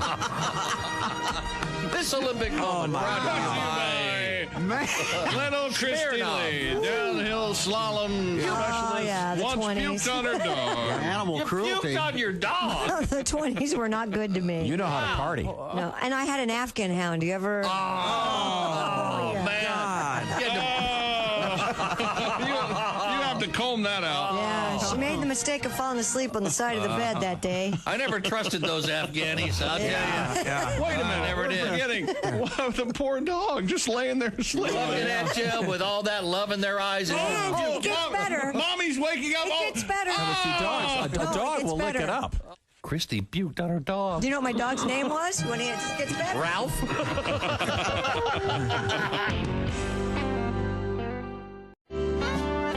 I don't know, I'm just getting old. I'm not doing this gracefully. I hate technology. I hate any kind of change. Have you seen this commercial for a car where they say the car can actually anticipate when you're going to have a wreck? The car can predict when you're I guess they got some kind of computer on board. Right. I thought, if that was really true, as soon as I hand the keys to my son, the damn airbags would go off. You know what I mean? But it's all this technology. Like I'm sure you guys probably have this. I just don't understand if this like MySpace and Facebook. Oh yeah. Twitter. I just don't. I don't understand the concept. Can you imagine being in a mall and going up to a complete stranger and going, "Psst, could I be your friend?" Denied. To be denied bail. That should be denied. And young people out there, I'm not saying I'm right. I know this is old man cranky talk. I really do. But I just don't understand. I see all these young college kids getting tattoos with like Chinese characters on their arm. Yeah. You think there's college kids in China getting "Get her done" tattooed on their arms? I find that unlikely, don't you? That's very possible. Now, this you don't have to be old or cranky for this to make you mad, but this is making me nuts. Have you noticed how lately when you call these tech support things, in my case, I was calling my credit card, but one of these 1-800 things, we know this has been outsourced for a while, but sure. Remember the beginning, how they try to pretend like they're American? Oh, Remember yeah. that? They'd say, "Oh, my name is Sean." You go, "Yeah, how's the weather in Calcutta today, Sean?" But now they don't even care. Have you noticed that? I mean, I'm serious. I called the other day, and the guy just told me his an Indian name, and when they put me on hold, they're playing Ravi Shankar. You know, they didn't bother to hide it at all, and I was getting so frustrated because, you know, I wasn't getting anything done. I kept saying, "Excuse me, I'm sorry. What was that? Please, excuse me." Could repeat that. And here's what I want you guys to do. It was a lot of fun for me. Maybe we'll start a movement. I started mumbling on purpose like Boomhauer from King of the Hill or Gabby Hayes. I started going, "Yeah, they damn well someone make up a thing in there, put someone down on him." He goes, "Excuse me, what?" I said, "Yeah, how do you like it up, Boom? Huh? Try that on for size."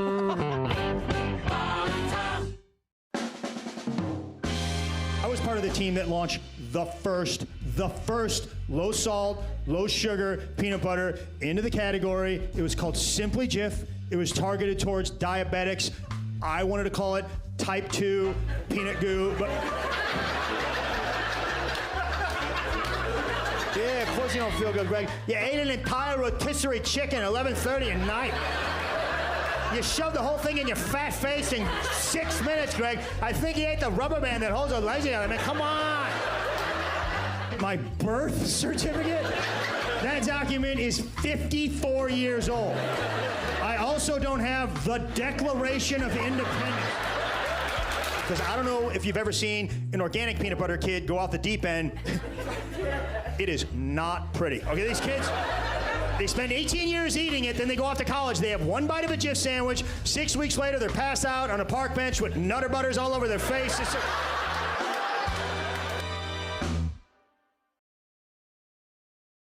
Hello, my name is Alexa. If you have a smart speaker and what to hear, Bob and Tom Radio, just say, "Alexa, play Bob and Tom Radio on TuneIn." Now, you try it. Alexa, play Bob and Tom Radio on TuneIn. That's the first smart thing you've said to me since you took me out of the box.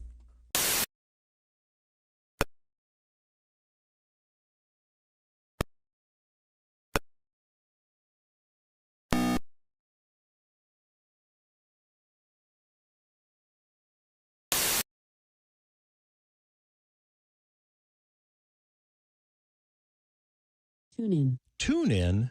Correct. Alexa, play Bob and Tom Radio on TuneIn.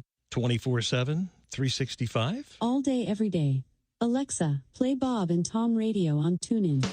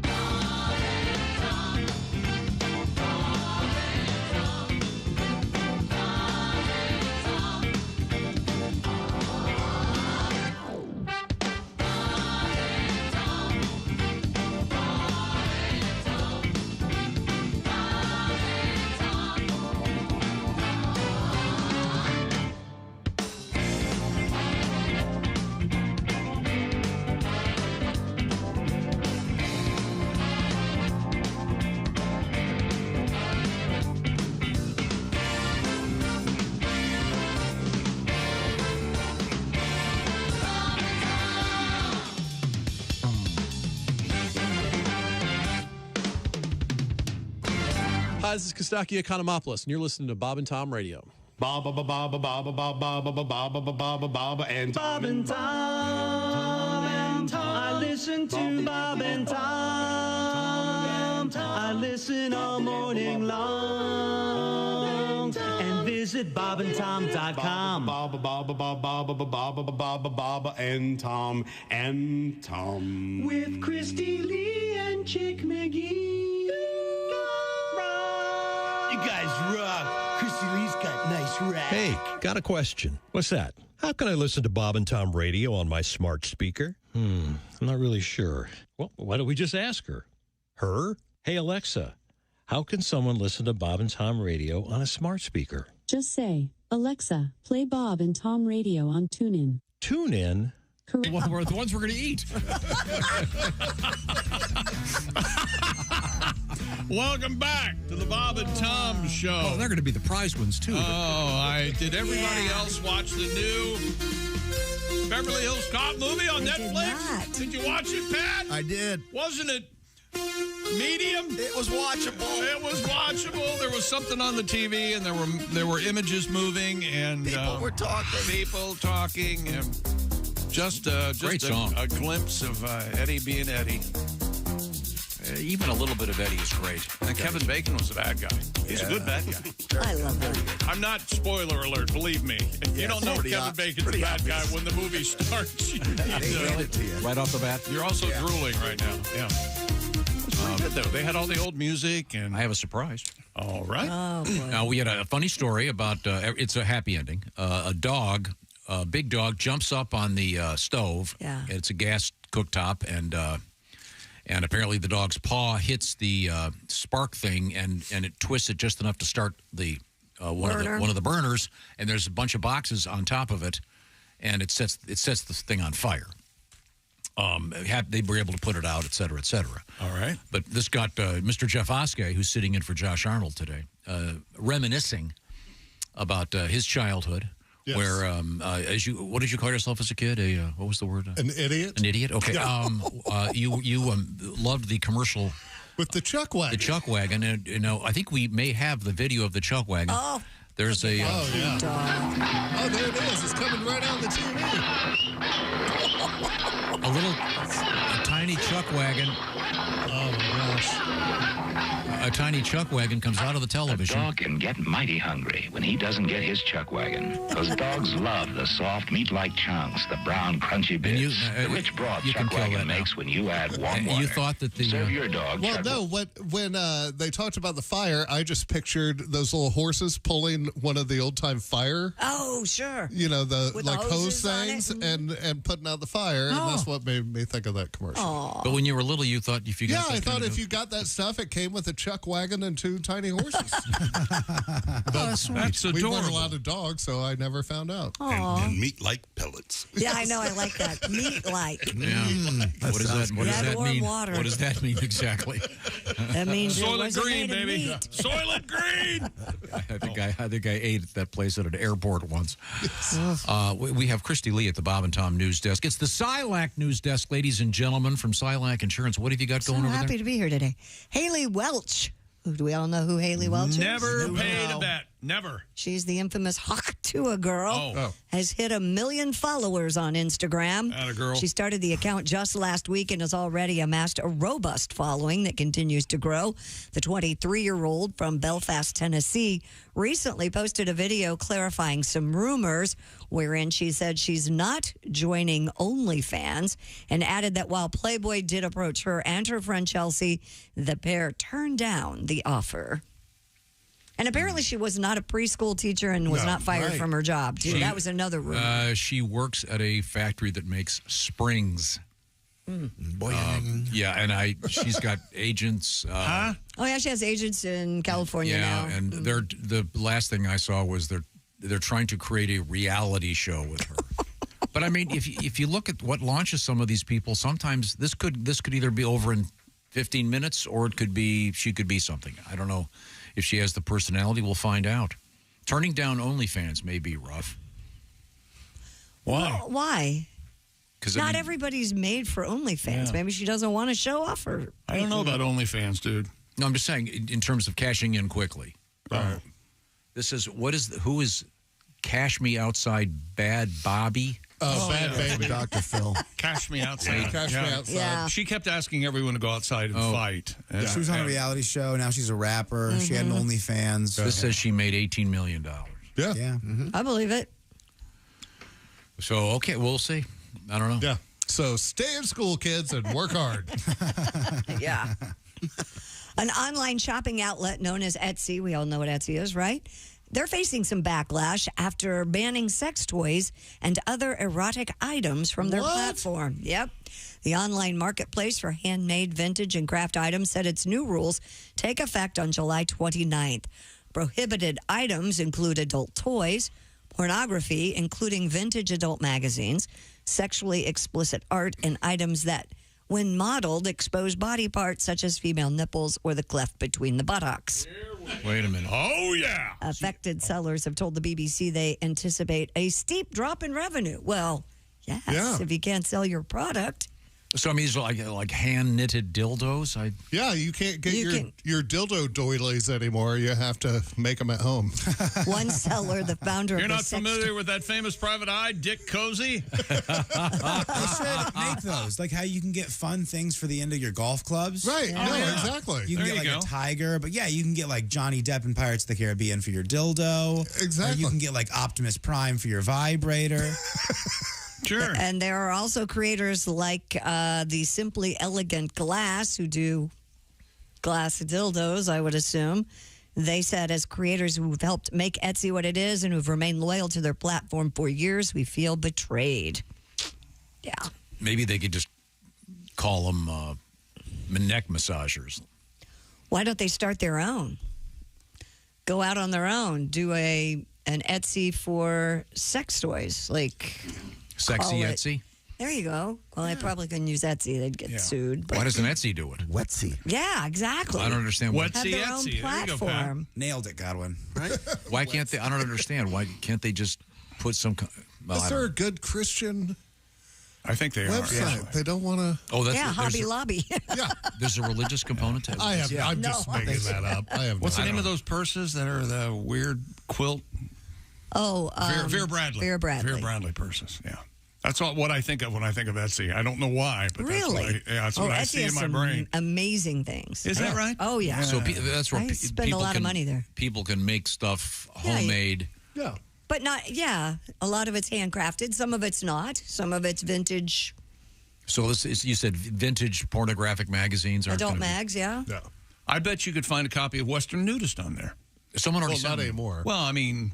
Well, you got till July 29th. Another We're going to have copy. big blowout sales. What happens if your dog turns the stove on and sets your house on fire and your Western Nudist burns up? You're going to need another copy. One for the safe deposit You are box. really hard to have a conversation with. Do you know that? That's because... yes. But I mean, were people? Do you go on Etsy and like you have custom stuff made for you? You can say, I had a keychain made for my dad for his 47 Ford. Like, you can go on there and have customized, like, if you wanted something for your lady. Was that the one? Was the double donger? Yes, that's the double donger keychain for my dad. I've had He loved it. Happy Father's Day. I've had Does your dad listen to this show? Yeah, I was only kidding, sir. I didn't mean to. I've had portraits of my dog. You send in a photo, and the lady will draw them. Right. Or ornaments made for your Christmas tree with your family. Or I mean, you can get anything on it. So why would they care if someone? I don't understand why they care if someone has something provocative or sexy. I don't know. I guess. Well, it's just like anything else. It's their website, and they maybe they don't want that. Want some sort of control. What over if you it. want? What's it called? The for the bachelorette parties, the phallus chalice. Yeah. You know, can you still get those? Yeah. You mean on a different website? The dong straw? Yeah, the dong straws and the. Oh, those are hilarious. By the way. Always fun. Princess Di had them. Oh yeah. Oh yeah. When we come back, what have you got, Christy? Well, we have a flight that had to make an emergency landing because somebody couldn't find the bathroom, apparently. Hippos that fly. And a band is going to be playing in the historic catacombs of Paris. Hello? The dead? This is the Bob and Tom Show. Become a Bob and Tom VIP and get your Bob and Tom fix 24/7. Get all the info in the VIP area at bobandtom.com. This is the Bob and Tom Show.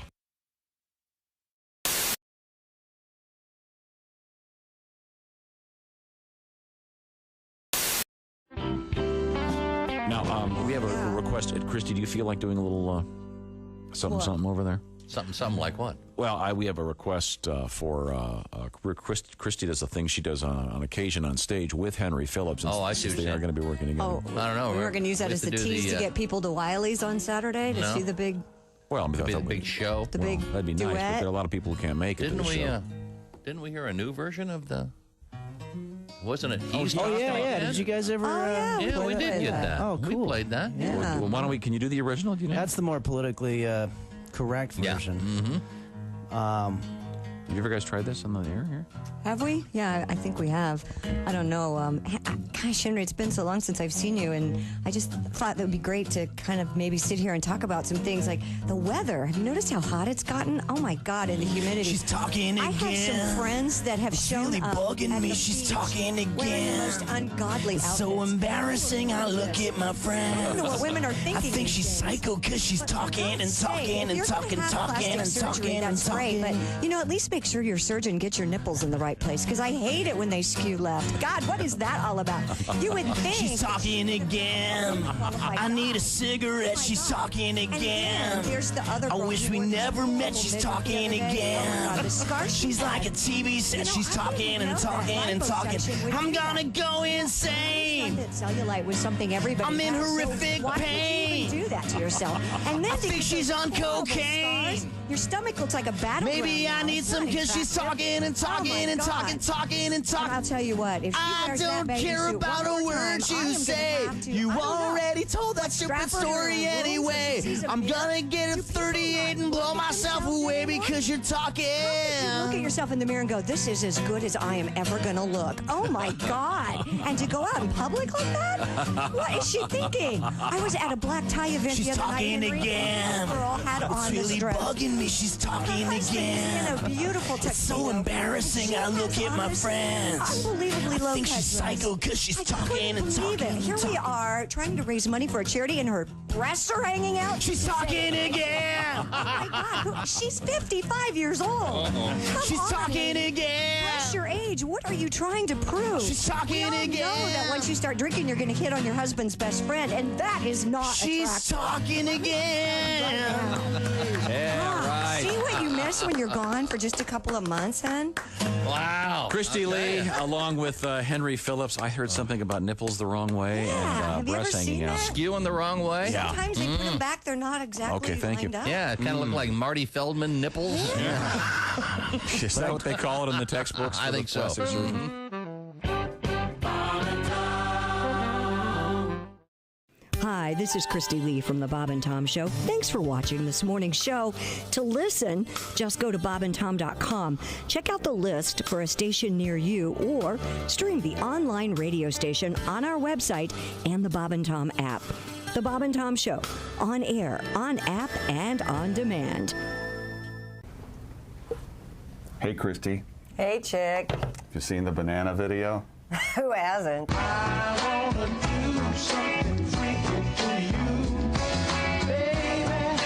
Pretty proud of you. Impressive. Thanks. I was just wondering what you could do with my banana. Your banana? Yeah. Well. Now the Bob and Tom Show presents Christy Lee eating a banana.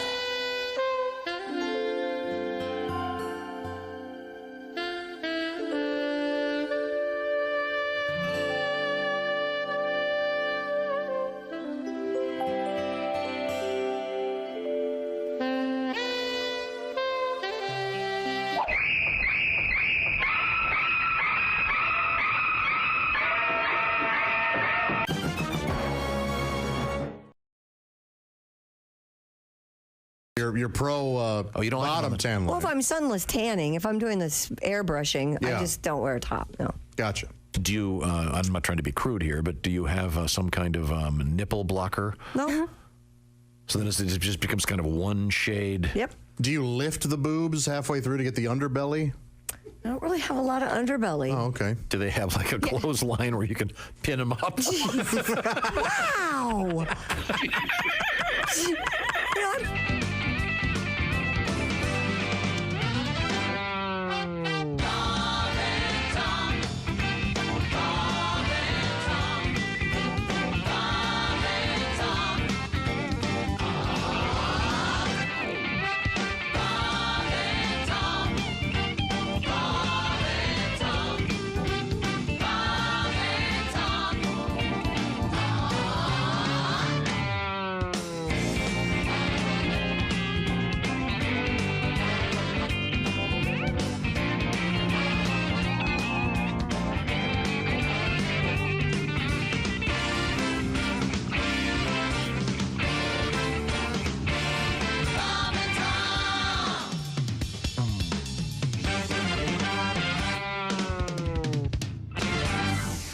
and Tom. You can pick your morning radio show, and you can pick your nose, but you can't wipe Bob and Tom on the couch. Good morning, rise and shine, up and at 'em. Wake up, sleepyheads, rise and shine. Good morning. Oh, what a beautiful morning. Oh, what a beautiful... Bob and Tom in the mornings. Get up and get it on. This is Don Pardo. Ladies and gentlemen, Bob and Tom. You know, Michael McDonald, he talks about being on the road and how much he loves to go to restaurants after shows. His favorite restaurant's Waffle House. Did you know that? I do now. You have to ask me if I like my hash browns, like in the text, covered. Michael McDonald, do you like your hash browns covered? You don't know me, I like them smothered. Bob and Tom in the morning and highlights all day long. The Bob and Tom Show, weekday mornings at 6 a.m. Eastern on Bob and Tom 24/7. The Bob and Tom. Hey, welcome back to the Bob and Tom Show. Christy Lee at the Silac Insurance News Desk. Hi. There's Pat Godwin. Hello. We get a song this time, Pat. That'd be we fun. haven't had a song this morning yet. Ready to go. Willie Griswold. Hey, man. Hello. There's Jeff Oskey. Hello. If you haven't seen this yet, do yourself a favor. Go online and find Jeff Oskey holding a fish on a dock. Boy, oh boy. Yeah, I don't know what that look on my face is, but it's off. I got a lazy eye out of nowhere. I don't know what's That's happening. a proud fisherman is what that is. There's Ace Cosby. Hey. I've not been to his lake house yet. I don't know what the problem is, but I'm Chick, and here's Tom. Oh, nice. You're invited anytime you'd like to come. Is that right? Yes. Do you like to fish? Yeah, I've been known to wet a line every now and then. Oh, yeah? We got like a 400-foot water slide you'd probably enjoy. No kidding? That's a lot of fun. Got a little pontoon How boat. big is it? It's like 400 feet. We got it from a water park that shut down and just put it up the side of our hill. Wow. It's pretty fast. The kids, they fly. Is it enclosed? Yeah, it's enclosed. I don't know if I would. We pump water up to the top. You just stick a hose on top? No, we have water pumps that pump water up to the top of it. That's so cool. You should have an outing for us. We should have you guys are the all Bob welcome. and Tom Lake So where Day. does it end? I was going to, but I know how it's going to go. The Friday before is, I'm not going to be able to make it this weekend. I had something come up. I don't think I'd get on the water slide, but I'd enjoy watching children fly through the air. That would be amazing. How deep is the water where it dumps you in? Oh, like 18 feet. Oh, you're fine. But wow. No, it flies. Do you swim in the lake? I'll go down the slide once with the kid, for the kids. Yeah. But no, I don't like lake water. I don't either. We caught a huge turtle, like the size of like trash can lid. Oh my! Really? It's like, that's swimming where my feet are dangling. Yes, exactly. I wouldn't worry more about Yeah. Yeah, not your feet. No. You can lose a toe and be okay. Well, I ain't skinny dipping up there, I'll tell you. You could lose the head of your penis in the lake. Do you know that? Easily. Was it a snapping turtle? Oh, yeah. Oh. They're all snapping turtles up there. Whoa. Yikes. Yeah. Okay, well, good to know. Time for a quick palate cleanser, ladies and gentlemen. This will get your summer going, okay? Who's that sexy man with a deep voice? Ace Cosby, here he is with his joke of the day. Hey, Chick. Yes, Ace. Man, I was driving the other day, and these robbers jumped in my car and stole everything. No, they didn't. They were pirates of the car I be in. That was Ace Cosby's joke. They were pirates of the car I be in. Yes. Pirates of the car I be in. See, Willie referenced that earlier. What they were, Willie, were the pirates of the car I be in. I love it, Ace. Screw check. Ace, you know what? I can't tell you how much I love that. Yeah. Interestingly enough, you're the only one that could tell that joke. Ace's joke of the day brought to you by Sleep Number. Sleep better together. Save now on a Sleep Number smart bed only at a Sleep Number store or sleepnumber.com. I had this all ready for the joke of the day. But no, it was great. It was the Caribbean. The Pirates of the Caribbean. It's easy to break in when they can climb through your back window. Still broken. Yeah. Ace, what is By the way, if I see you out, if I see that car out in public in a parking lot, I'm ripping your back window out. Oh yeah, I'm going to force you to get a new one. Yeah. So you don't get in the wrong car like Tom does. That's mine.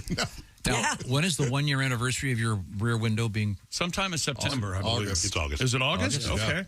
Fell down the door. Okay. Go get it. All right. Well, it's time now to Pat. Do you have a song for us, by the way? Yeah, I have songs for you. Like on what?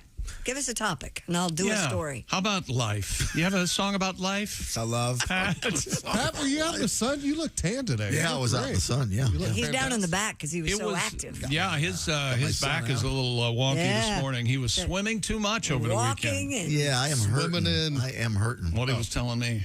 Yeah, it's almost like he needs 2 days. Hurts. My arm hurts trying to get my son out of the bed at 1 o'clock. Oh, okay. Come on, you son of a. Oh no, you got. So do you have a song? I'm unclear on this. Yeah. Yeah, I got lots of songs. Where are you going? What do you want to do? Don't give me a look, Christy. You need to give us something. What do you have a song for? Do you have a new song? What's your next story? What do you have a song for? And I'll do that story. That's what I'm asking. Have What you and would you Tom like talked to yet do? today? Because I love these meetings you have. That's part of the reason I come. I try to come in. He's having a meeting with Christy. Why don't you do the hippo story? Hippos, all right. From the science desk, researchers have discovered hippos. We have a science desk? Apparently. Well, that's exciting. Hippos run fast enough to get airborne. Scientists from the Royal Veterinary College analyzed videos of running hippos and found that the animals almost exclusively trot. Other mammals, such as horses, switch from a walk to a trot to a gallop, depending on their speed.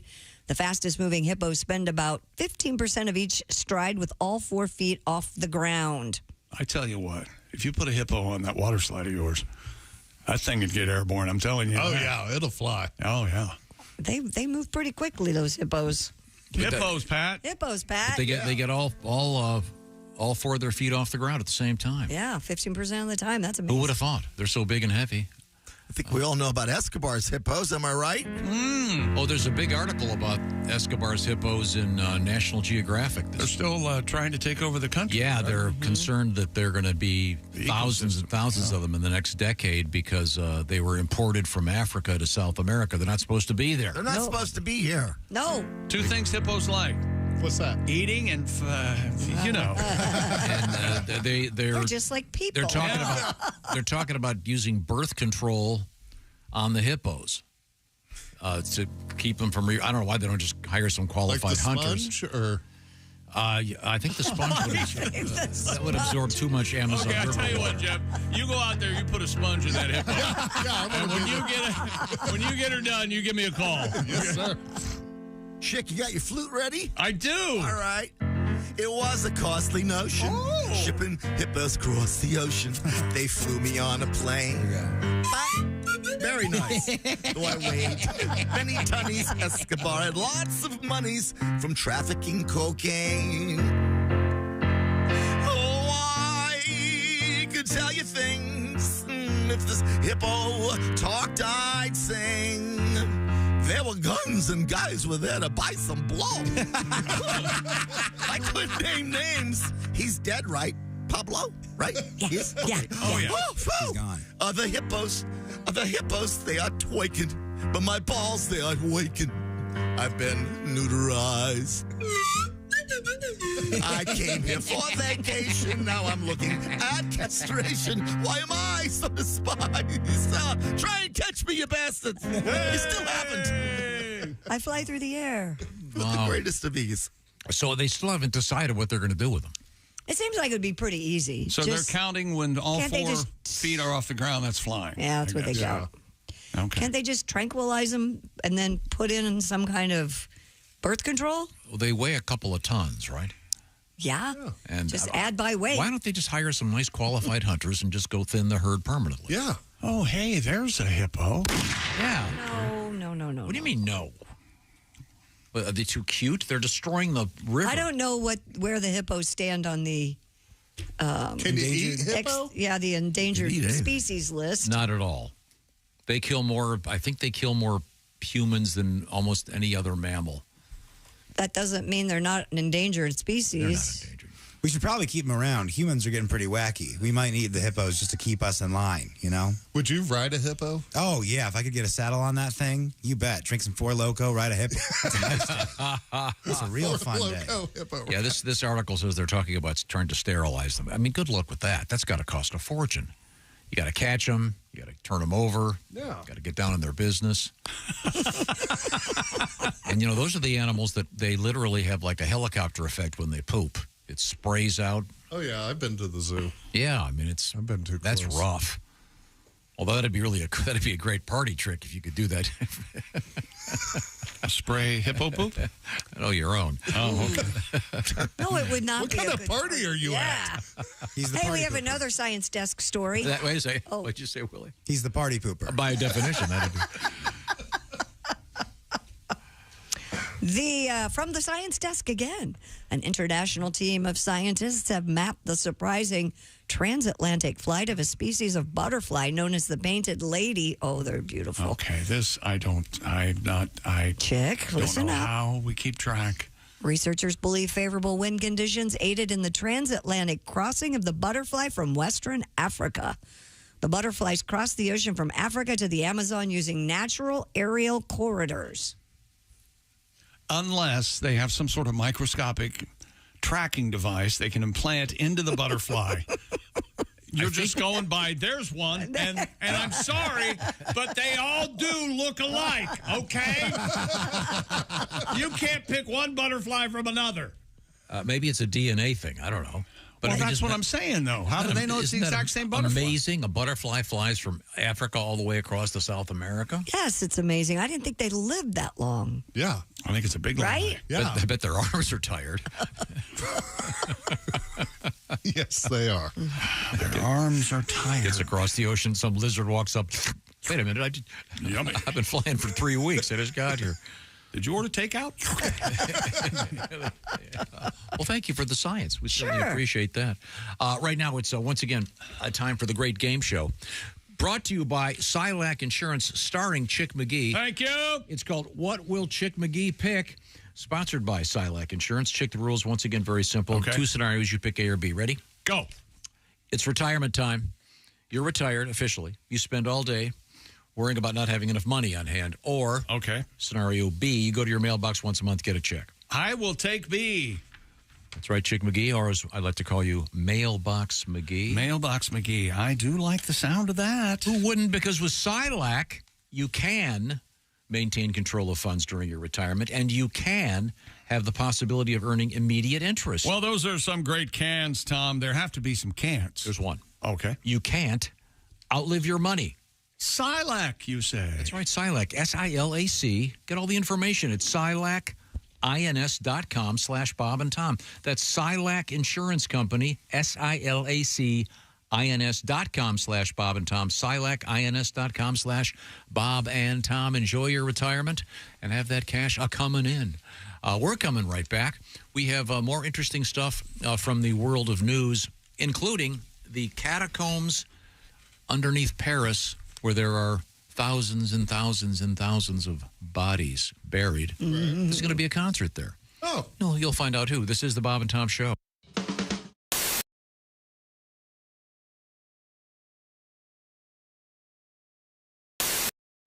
You do a couple of impressions, and we were wondering if you would do. This is a pretty obscure one. John MacGyver. Now, he's known for some work in Disney films. And I think it was in like the Doris Day show on TV or something like that. I think so. He was the guy, the reverend or preacher or whatever, that got beaten up by by Joe Buck, not the sports. In Midnight Cowboy? In Midnight Cowboy. Oh. And maybe your vocal impression will bring back the memory to some of our listeners. Yes, they see right now everyone's going, quick, honey, he's going to do the John MacGyver imitation. Quick, gather around the radio, kids. Oh, yeah, I know who that guy was. Everything in this company must be done according to schedule. We will have no slackers here, sir. No slackers at all. This company is run like a tight ship. Ladies and gentlemen, Once again, for the 5 or 6 of you that get that, amazing. You are welcome. The minute you see him, though, you know who he is. Oh, so good. John's great. Yeah, John went to Columbia. Did you know that? Did not know that. So what was the Disney film that he was? He was in.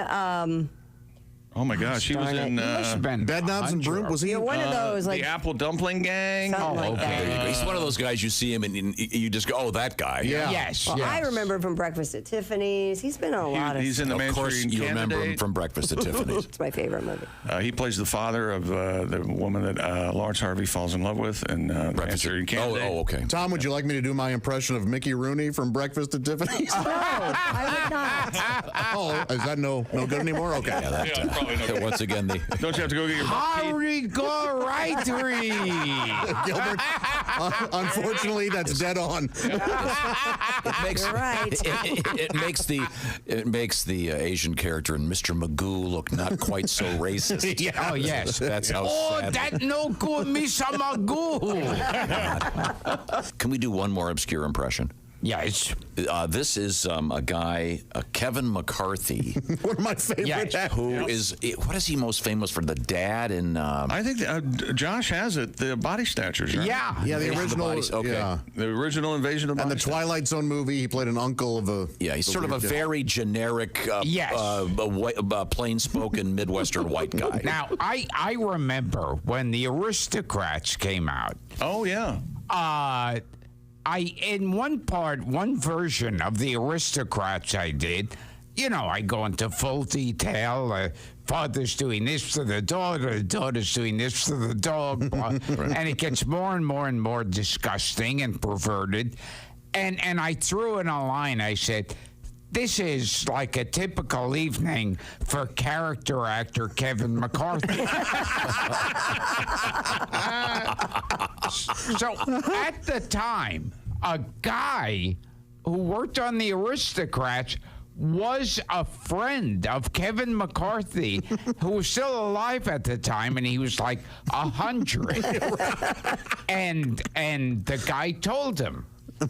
He said, he says this guy does this to the wife does the blah, blah, blah.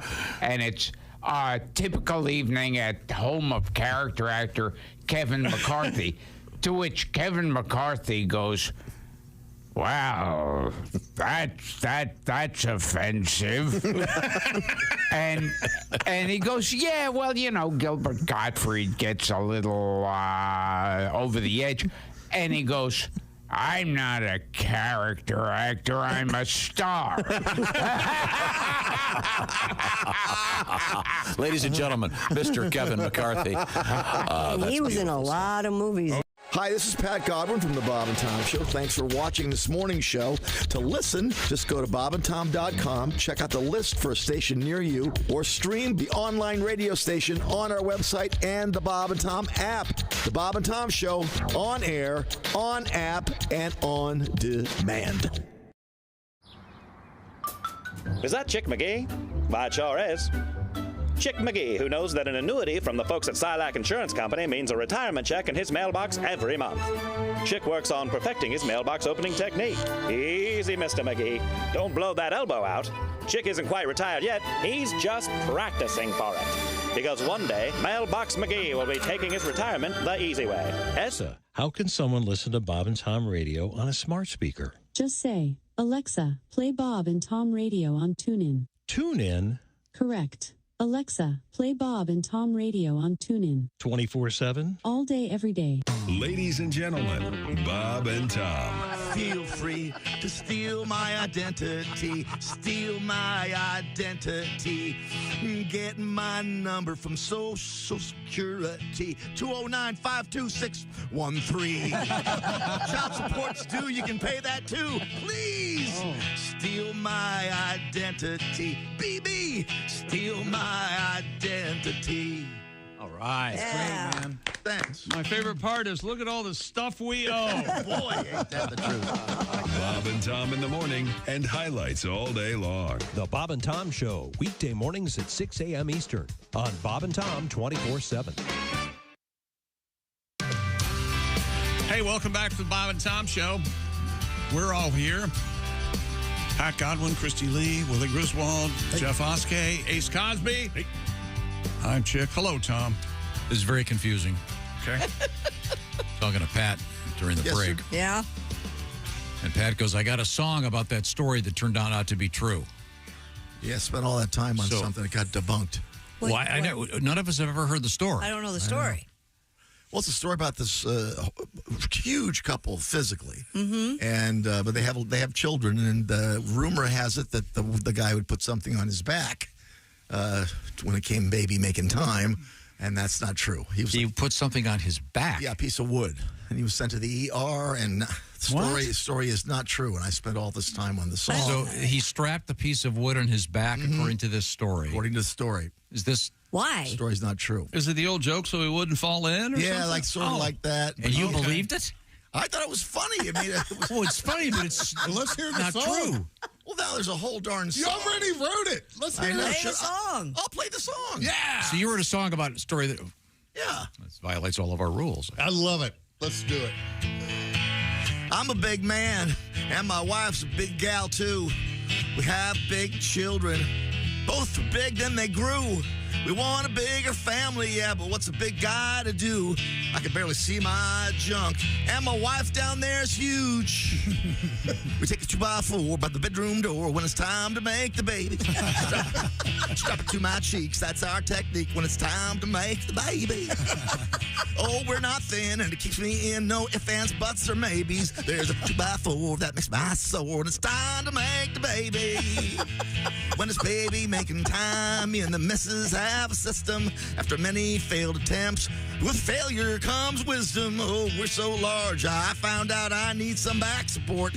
So I bought some strong pine lumber from the hardware store. We take a 2x4 by the bedroom door when it's time to make the baby. Neighbors come over and hold up the blubber when it's time to make the baby. The wood is hard, holds back the lard when we need that baby gravy. I got a 2x4 that makes my ass sore when it's time to make the baby. The story ain't true, but it's for you. Oh, all right. Yeah, I'm trying to picture that. I enjoyed it. I conceptually. Yeah, I don't understand how it works. Is the board between the two of them? No, it's on his butt. Why? You know the joke, Tom. You tie a board to my ass or I'll fall in. You know that joke. Oh, I see. Okay. I thought See, so. You have to speak Tom every now and then. So what are the neighbors propping up? Their his belly. So the board's in the front of him then. Yeah, it takes a village. The board's on the back of him, and they're lifting up the front. They're lifting up the front. I see. I'm very confused. Well, that's a very nice song, Pat. I like that. Wonderful, Kind of self-contained, really. I fell for it. Thought it was real. And you thought it was a real story. God bless you. Some bitch. Hey, speaking of penises. Yeah. Scientists have found microplastics in human penises for the first time. In a recent study, microplastics were found in several samples of penis tissue taken from 5 different men. The men had been diagnosed with erectile dysfunction and were in a hospital for penile implant surgery to treat the condition. Study lead author told CNN that further research is now needed to investigate potential links between microplastics and conditions like ED. Yeah, I don't know about you, Willie, but that's why I never wear a condom. Oh, yeah? Yeah, I don't want to deal with microplastics. So there's plastic from what? From food? Is that the deal? Plastics from everything. All the Plastics are microplastics in our everywhere. otions and things like that, you know. They're everywhere. So when you unzip, technically you could say, hey, baby, I'm taking out the recycling. It's the second, what is it, the second Tuesday's recycling at my house? Every other Tuesday. Every other Tuesday. Yeah, you don't want to That's hear the way the it is word at our micro, house. by the way, in the same sentence as penis. Right. No. Let's not do that, yeah. Yeah, okay. That's interesting. I mean, is that in everything now, I guess? I think it has. Yeah, it is. If it's not, it will be. Yeah. It's very scary, actually. An American Airlines flight was forced to make an emergency landing after a passenger allegedly exposed himself and urinated in the aisle. The flight from Chicago was en route to Manchester, New Hampshire, when it made the emergency landing at Buffalo Niagara International Airport, quote, due to a disruptive customer. The passenger in question allegedly told responding officers that he enjoys drinking Jack and Cokes and had several throughout the day. I enjoy drinking Jack and Coke. The man claimed that when he returned to his seat after using the bathroom during the flight, he was flicking the bean due to a medical urination problem. Huh? That's his quote. What? Flicking the bean, doesn't that... I thought that was the woman thing. That was for a lady. Yeah. Hitting like a speed bag. This guy's confused. He is confused. So he's flicking the male member. Yeah, according to the U.S. Attorney's Office, the 25-year-old Oregon man was arrested and charged with indecent exposure. He now faces a maximum sentence of 6 months in prison and a $5,000 fine if convicted. Peeing in the aisle of an airplane, 6 months isn't enough. And making the flight divert to another airport, which means everybody was late getting to their destination. What does that cost? Doesn't that cost the airline tens of thousands of dollars? I would think so. Disrupts their schedule. Yeah. If he's going to act like that, he should at least take Spirit. They won't divert. They'll land that sucker right where they're supposed to be. They're like, oh, it's a normal Tuesday. Yeah. We got this. I say put him on the no-fly list. Yeah. Didn't the story say he just came back from the restroom? Yeah, he said he just came back from the restroom. And he continued to pee, apparently. Or allegedly, rather. Yeah. Man. In Boardman, Ohio, authorities are searching for a man who reportedly urinated on $500 worth of sandwiches.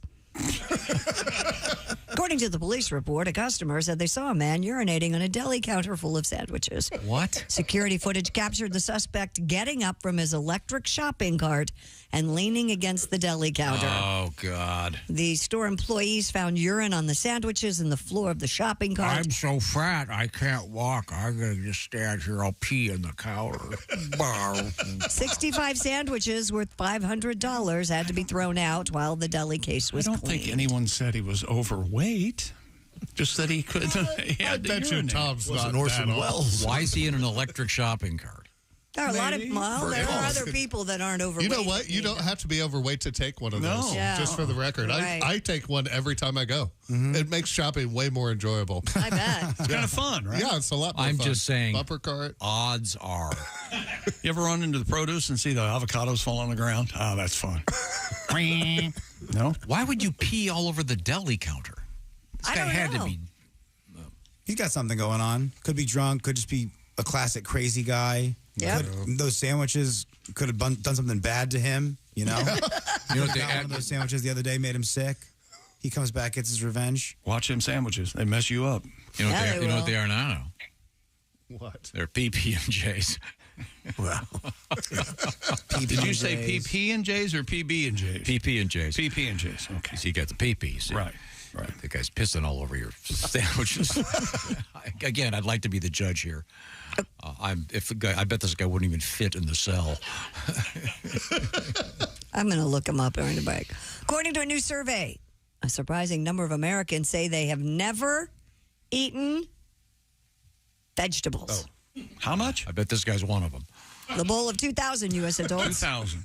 commissioned by VeggieTracker.com found a quarter of respondents admitted to never having eaten a vegetable in their entire lives. So 500 out of 2,000 people. Of those who do eat vegetables, the average person only includes veggies in a third of their meals. What would be America's favorite vegetable if you were to guess? Broccoli. That would be my guess. I would say maybe onions, just because it's in so many other foods. Hamburgers have Potatoes? onions. Like French fries? Corn. That's exactly that's a right, good choice. which was enjoyed by over 90% of those polled, closely followed by potatoes, carrots, and tomatoes. I thought corn was a grain, not a vegetable. Really? It can be turned into a grain, right? I don't think so. Corn's a vegetable, right? Well, what's your feeling about ketchup? Do you like ketchup? Is it a vegetable? That was a big controversy years ago. Yeah, I don't know. Yeah. Tomato's a fruit, right? Tomato technically is a You fruit. know what? You're a fruit, okay? How about that? Do green Skittles count as a vegetable? Come back. The most hated vegetables, turnips, 25%, beets, 25%, Radishes, 20%, and Brussels sprouts. Pat loves radishes. That's my favorite. I love radishes. Pat shoplifts radishes. One radish, I buy a bag. Really? You mean the Caesar salad ruiner, the radish? That's They what put he's... radishes in Caesar salad? Yes, they dice it with the mandolin, or they slice it with the mandolin so it's small and it's thin. Get that out of here. I don't need the crunch. I'm trying to enjoy my day. Well, I have a story about the Caesar salad. Wait a second, I got this. Dear Bob and Tom Show, the name of the place where the guy peed all over the... sandwiches. It was at Quiznos. Quiznos. Yeah, we. Oh, yeah. Yeah, we. See, Quiznos is a sandwich if you shop. hadn't gone back and got that, we wouldn't have to be dealing with it. Right, just reading the mail. The iconic Caesar salad celebrating its 100th birthday this past July 4th. According to legend, Italian immigrant Cesar Cardini was in his restaurant in Tijuana on a busy day when he whipped up a salad with ingredients he happened to have on hand. While there is debate on the salad's exact origins, historians concluded that Cardini likely invented the dish on July 4th, 1924. Now, 100 years later, Tijuana hosting the 4-day centennial bash for the dish. It just happened on July 4th. In Mexico? Yeah. That's the only Tijuana I know. I know, but I mean, I would have always assumed that the Caesar, I bet there's a Tijuana, Oklahoma or something. Oh, you're probably right. Yeah. I'm a big fan. I got to admit it. Is it the dressing that you like? Do you put anchovies on yours? No, I don't particularly care for them, but I love the Caesar salad, love the romaine lettuce. Happy birthday, Caesar salad. It's delicious. You're a big fan, Pat? Yeah, can't have it because there's anchovy in the actual dressing. Yeah, we don't get the dressing. I get a Caesar salad with no dressing all the time. What? Yeah. That's not a Caesar salad. That's not a Caesar salad. That's romaine. That's you know what that is? Parmesan. No, that's exactly right. That's There's some just chicken on there. It's perfect. just incredibly sad is what that is. Yeah. Have some Caesar salad. I don't like dressing. What's wrong Talk with about that? body On anything? dysmorphia. How fat do you think you are? Pat. Stop it. Oh, just for the record, according to the U.S. Department of Agriculture, corn can be considered a grain or a vegetable. Oh, Nice. Wow. I wasn't totally wrong. Okay, here's the original. totally wrong. This is the original Caesar recipe, Christy, Okay. from the guy in Tijuana. So it doesn't have anything to do with Caesar and Rome. Well, his name was Caesar. His name was Caesar. Cesar Cardini. Although this says So it's actually Caesar salad. Ooh, that's Yes. how I'm ordering from here on out. Caesar salad. oh, that'd be so That's pretentious. Caesar I should do that. Caesar salad. How Go about ahead. Caesar salad? How about that? Oh, that's nice. That's nice. Leo Szilard. Let's see. What are the original ingredients? By the way, this says that his brother may have really invented it. There's apparently a big controversy about this. But I'm sorry. It's okay. The dressing, you're right. The dressing has anchovies in it. I didn't know that. Yeah. Anchovies, garlic. Mayo, and lemon, right? It says Dijon mustard, Worcestershire, pepper, lime juice, egg yolk, olive oil, and Parmesan cheese. That's in the dressing. Yep. Then romaine lettuce, of course, more cheese. And what's this, Christy? Croutons. Crostini? That's a crouton. Crostini. Crostini is like a bigger crouton. It's like a dried... dried bread. Crostini is a dried zucchini that they leave out. That should take this. On the porch of a... Crostini is the not very well-known little brother of Jesus. Jesus Christ and Crostini his Christ? Luke, the baby. They call him Christine. Little tiny cross. Just use brads instead of nails. I think if Josh were here, he'd pick this moment to say, this is a bad show. Yeah. Yeah, it's This Monday. isn't good today. Yeah, this is awful. Off our Yeah, game. not great, huh? Okay. Yeah. Now, here's a story. When I was trying to find this, I found this one.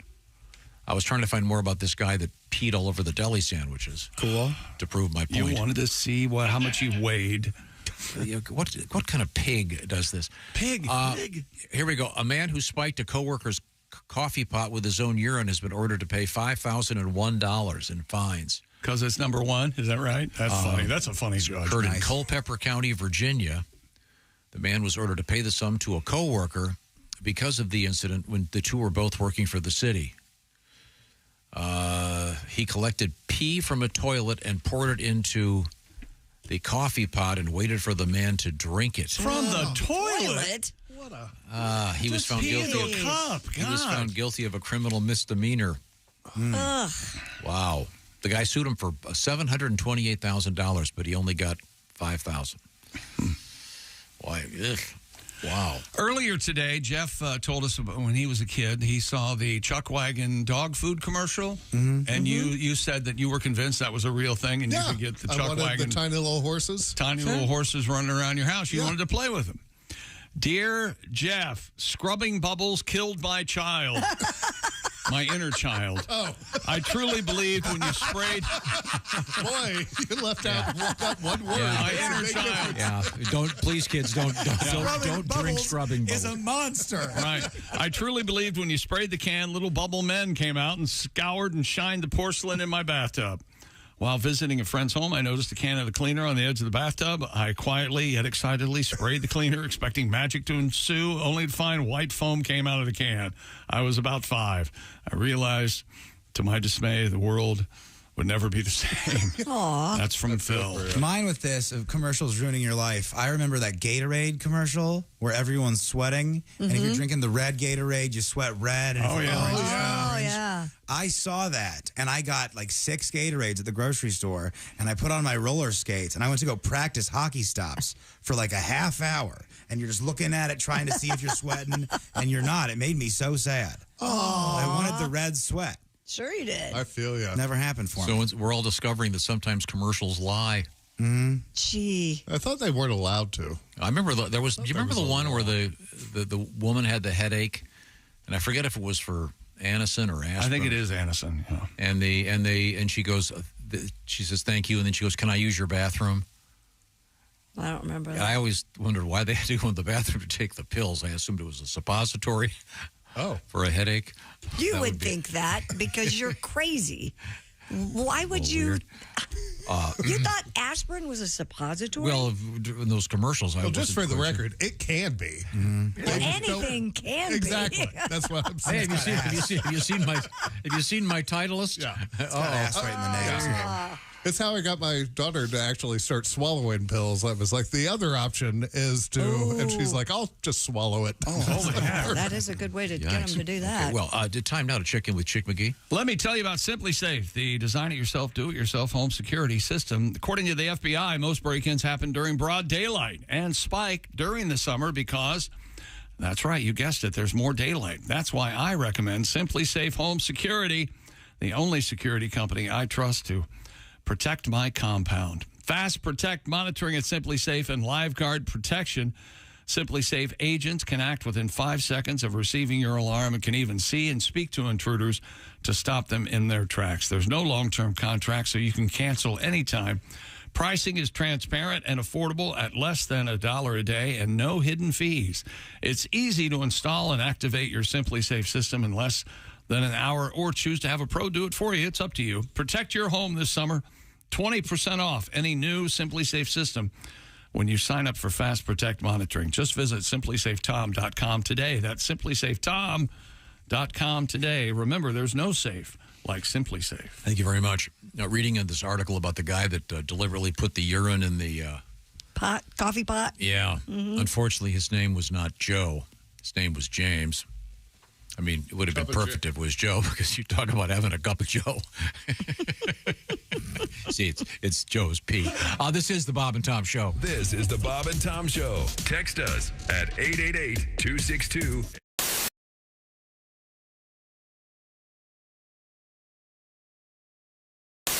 I used to do James Mason as a stand-up comedian. Really? So this hooker walks into a hardware store. Says to the man behind the counter, I need a hinge. And he says, oh, you want a screw for the hinge? And she says, no, but I'll do you for the toaster. That's a good joke. That was That's a good one. That was my classic James Mason. Very nice. And Jimmy Stewart as a horse race announcer. That was my first bit. Really? Well, the horses, they're down there in the gate, and they're ready to go, and they're off. And he's, well, you see, hey, Mr. Ed wins by a leg. Hello, my name is Alexa.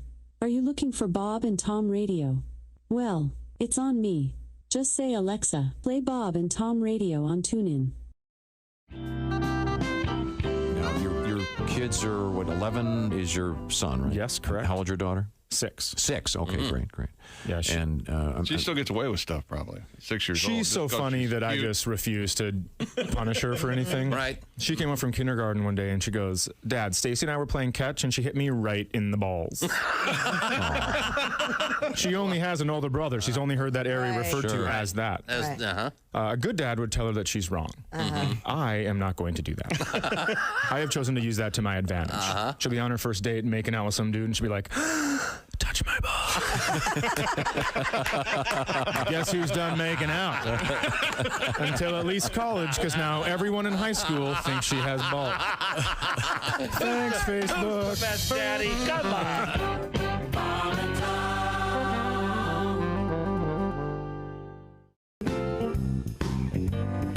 Bofa on the front. What? Bofa on the front. What are we talking about? D's nuts on the back. The new T-shirts. What do you think? What are they going to say again? Bofa on the front. And then on the back, D's nuts. And another T-shirt. Uh-oh. Having just been. Wait a minute. Hold it. Wait a minute. Yeah, I'm fine. I do very well. But I don't know what on the back yet. What do you think? Are you recording this?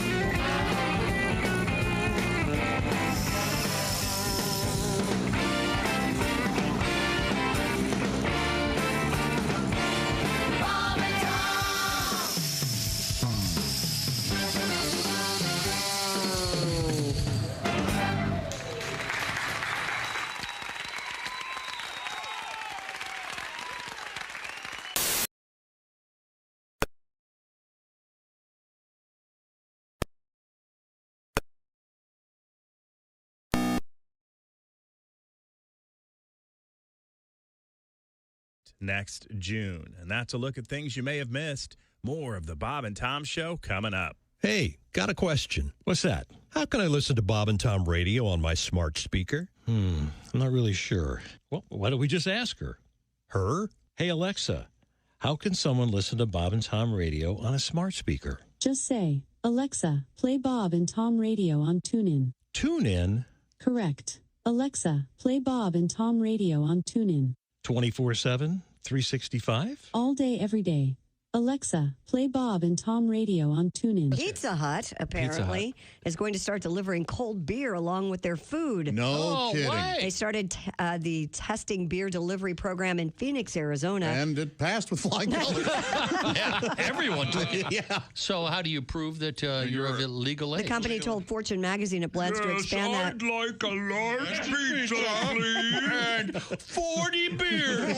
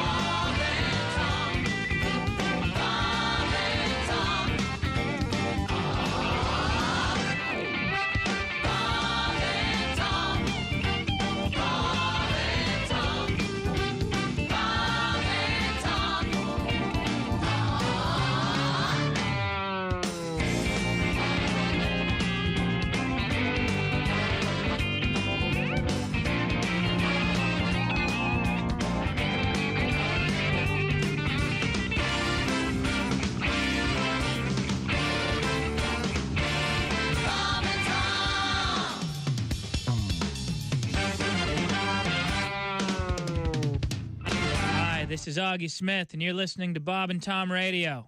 Ladies and gentlemen, Bob and Tom. A case in which a boat was apparently dumping the cocaine off the side of the boat. Yeah, in the Keys. Down in the Keys. So we'd like to know where, yeah, you got the cocaine. Yes, we'd like to know where you're taking the cocaine. There's coke in the boat, maybe. Coke in the boat, hand the boat over. Coke in the boat, $1 million maybe. Coke in the boat, coke in the boat. There we go. Bob and Tom in the morning and highlights all day long. The Bob and Tom Show, weekday mornings at 6 a.m. Eastern on Bob and Tom 24/7. Good morning, rise and shine, up and at 'em. Wake up, sleepyheads, rise and shine. Good morning. Oh, what a beautiful morning. Oh, what a beautiful... Bob and Tom in the mornings. Get up and get it on. This is I'm pacing myself. Good morning. Welcome to the Bob and Tom Show. Hello. We're all here. Running a marathon over there? What do you think? Boy, I feel bad for you. You missed an Ace Cosby joke of the day. It was an all-timer. We might have to redo that. I enjoyed it very much. Well, yeah, you're serious, and I'm not. But yeah. I thought you said you liked that. I did. My mouth says lots of stuff. Yeah. Yes, sir. Can't wait for him to do it again. My mouth says lots of stuff. But not backed by your brain. Isn't your mouth that way? It does say lots of stuff. It says lots of stuff. And again, I can't talk and think at the same time, which is a problem. I know. And once again, maybe radio isn't for you. I see. Once again, celebrating the 100th anniversary of the Caesar salad. Yeah. It's a big day. Big day. Maybe go get one for lunch, everybody. Yeah, they didn't have the Caesar salad eating contest, did they? July 4th. They should. And it is Cesar. Is it not Cesar salad? Cesar. Oh, yeah. Cesar Cardini. Mm-hmm. In Tijuana, Mexico. Wow, that's good to know. But you're right, Christy. They don't have a Caesar salad eating contest. They should. Why? Who'd want to watch it? Who wants to watch hot dog eating contests? Apparently, people do. I don't, but some people do. Can you imagine if you did that at a regular restaurant? If you got your hot dog, you got a couple hot dogs, and you said, "Could I have a large vase of water?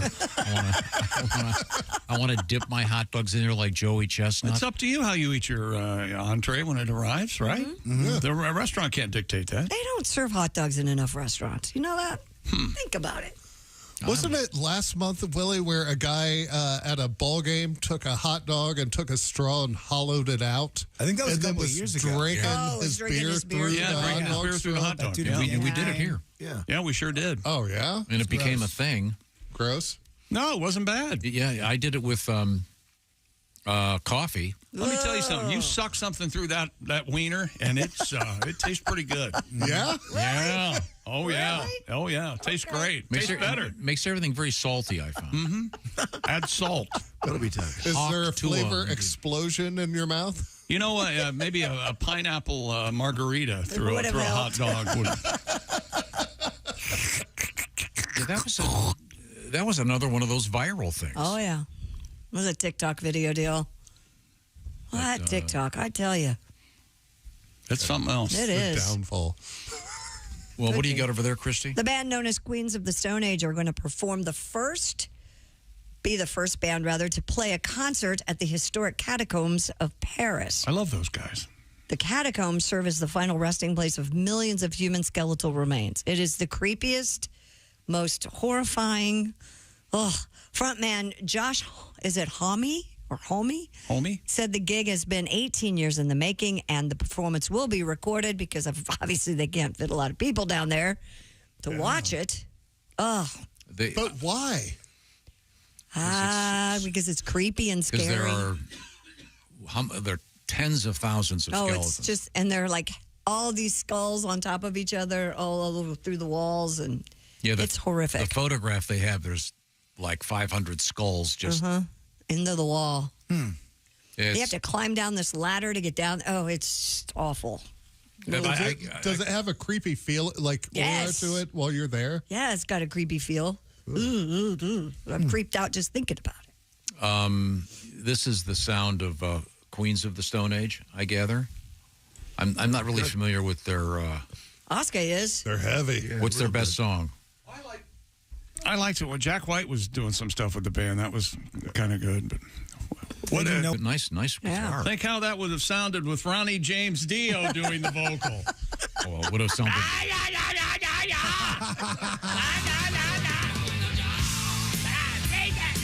Like a rainbow in the dark. Rainbow in the dark! I guess more than 100 years ago, they used to actually have concerts down there, it says. So really? They're bringing back. I can't imagine. It says starting in 1809, the catacombs were open to the public by appointment. Now they're a huge tourist attraction. See, I've got a dentist appointment at 2, then I got to get to the catacombs at 3:30. Yeah. Wow. Yeah. Thousands of skeletons. Mm-hmm. Oh, this is even creepier. They buried them, and then they'd go back and get them when they turned to bones later on. Wow. Yeah. Nice. What a gig that would be. No thanks. Speaking of France, French police are investigating the disappearance of a famous sword, a sword akin to Britain's fabled King Arthur's Excalibur. I can't be the only person when I think French police. I see Inspector Clouseau. I can't be the only one. Does your dog bite? No, that is not my dog. According to CBS News, the sword known as the Durandal mysteriously vanished from the village of Rocamadour, where it had been wedged into a rock 33 feet off the ground for about 1,300 years. The knight Roland was said to have wielded Durandal, and according to legend, the sword lodged itself into the village's rock wall after Roland threw it as far as he could to prevent his enemies from getting their hands on it. Dominique Lefont, the town's mayor, said Rocamadour feels it's been robbed of a part of itself. Who would steal that? A more deserving knight, a worthy knight. Yeah. Oh, I never thought of it that way. Yeah, the King of England, maybe. Who knows? Oh, no, I have a feeling it's sitting next to a pile of catalytic converters. Somebody's. I think there's copper in this thing. Rims and catalytic converters. Well, all we needed was a ladder, a little WD-40. We pulled her out. Popped right off. Yeah, my cousin Luke's king of pulling out. He's only got 7 kids. By the way, you were just making fun of a number of a person with a lot of kids. That's the number of kids you have. Okay, sorry. Yeah. What's it called again? It sounds like a car. Sounds like a what? Durandal? Durandal? The new Dodge Durandal. Oh, say that twice. Durandal. Oh, Simon LeBon shows up. Really? That'd be all right with me. Like the wood. Okay, what's coming up, Christy Lee? Coming up, we have brain stimulation. Could it ease your heartbreak? We have black market Legos. And we have a lady who stole an ambulance, apparently. All coming up. That's cool. Steal an ambulance. Or get through all the lights. Sure you do. If you can find the switch. Is that real obvious inside an ambulance? I don't know. Never been inside one. So like a big switch, hit this and the siren goes off? It probably is labeled siren. Big, well... You think? I'm just taking a shot in the dark. What else would it be called, Tom? Think about it. Maybe it's not labeled. Why would it not be labeled? Because you have to know how to drive it to use it. I don't know. These are all good questions. This is the Bob and Tom Show. For a complete copy of the Bob and Tom Show contest rules, go to bobandtom.com.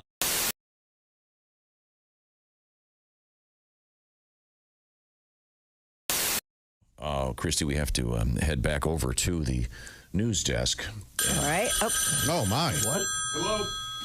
Hello, Bob and Tom Show. Hey, Bob and Tom, it's Donnie Baker. Hey, Donnie. Hey, spoiler alert. What? It's hot as Hades where I'm at. Really? Swear to God. You mean Hades? Check local listings. Ain't that what you always say, Tom? Yeah.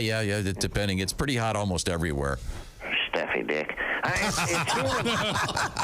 It's humid here, too. My sack's been permanently stuck in my left leg for the past 5 days. Like a clingy koala bear on a eucalyptus tree. That makes you sound cute. Very cute. Anyways, I thought I'd give you some of my suggestions on how to beat the heat if you got a minute. All right. Okay. Sure. So here goes. Hey, sun seekers and lazy tweakers. It's time now for the top 5 ways to beat the heat with your host, Donnie Baker. Ladies first, I'll say it like this. You ladies have home field advantage on this one. Yeah? I'll call it cooling from the core. There's a reason why popsicles are shaped the way they are, Christy. Yeah? Think about it. Or unless you're Angel Skinner's, popsicle ain't going to quite cut it. No. For her, it's going to take a 12-pack of dilly bars or a mid-sized Yeti. Swear to God. Hey, Josh, you heard the old hot dog down the hallway. Sure, yeah. Well, with Angel Skinner's, hot dogs could pole vault in it. Sit right to her face. Yeah, all caps and Helveticas. Number 2 ways to stay cool in the heat. Go naked skinny dipping. Ain't nothing going to cool you off quicker than naked skinny dipping. But see, I always personally choose to go skinny dipping in pools. I'll never go naked in retention ponds, lakes, rivers, or retention streams. Yeah. Why is that? Anywhere there's creatures that might go noodling up my sphincter, I'm out. Plus, I don't want some snapping turtle or largemouth bass confusing my junk for a meaty sea snake or a eclectic eel or something. Electric eel. Third and foremost, any gender. Eat lots of spicy foods like jalapenos. Wash them down with shots of Fireball. Oh. Well, think about it. That way the heat from the outside and the inside cancels the worst of each other out. Oh, I see. Sort of like Dolly Parton's and Kenny Rogers tape. Remember that tape? Both of them suck, but when you put them together, they gave us Islands in the Stream. Oh, nice song. I like that song. Oh, by the way, that song was playing in Heather Larson's Chevette the first time I got to second base. Oh, wow. Swear to God. Have you guys seen Heather now? No, I haven't seen her. Well, hell, she's on Facebook. Is she? She's got more babies than an unemployed possum. And to this day, I can't hear that tape without chubbing up. You love that song, do you? Speaking of chubbing up, the best way to beat the heat, keep your mind off of it. Yeah. True. I say it like this. My Uncle Junebug always says, if you can't beat the heat, beat your meat. Because nothing will get your mind off the heat quicker than a little visit to Pornhub Premium. Oh, Donnie. I swear to God, fresh dollop of icy hot in your hand for pre-gaming. And if you really want to cool off, dabble a little of that icy hot on your nipples. That'll take the heat off your chest. Really? But you'll be walking around with a pair of firm meat whistles. Even dudes will be bird dogging. Hey, Christy. Yes. And we can rub them together. I'm still chubbing over Heather. Lovely. So when Donnie hears Islands in the Sun. Oh, in the Stream, yeah. he thinks of Heather Larson and chubs up. Who knew? It's so romantic. That's our song, Heather. Well, thank you, Donnie. Very, very informative. I don't think any of those things will work to beat the heat. Good thing they don't play it much. You don't hear that much anymore. No, you don't. Yeah, I've successfully avoided that for quite a while. It's a rough love song. I love that song. Yeah. Dude, really? I think it's so fun. Are you out of your mind? I don't think I don't think I can work with you anymore. Oh, yeah, it's great. We're making love together. There it is. That's awful. Hi, this is Chick McGee from the Bob and Tom Show. Thanks for watching this morning's show. To listen, just go to bobandtom.com and check out the list for a station near you, or stream the online radio station on our website and the Bob and Tom app. The Bob and Tom Show, on air, on app, and on demand. I do now. You have to ask me if I like my hash browns, like in the text, covered. Michael McDonald, do you like your hash browns covered? You don't know me, I like them smothered. Bob and Tom in the morning and highlights all day long. The Bob and Tom Show, weekday mornings at 6 a.m. Eastern on Bob and Tom 24/7.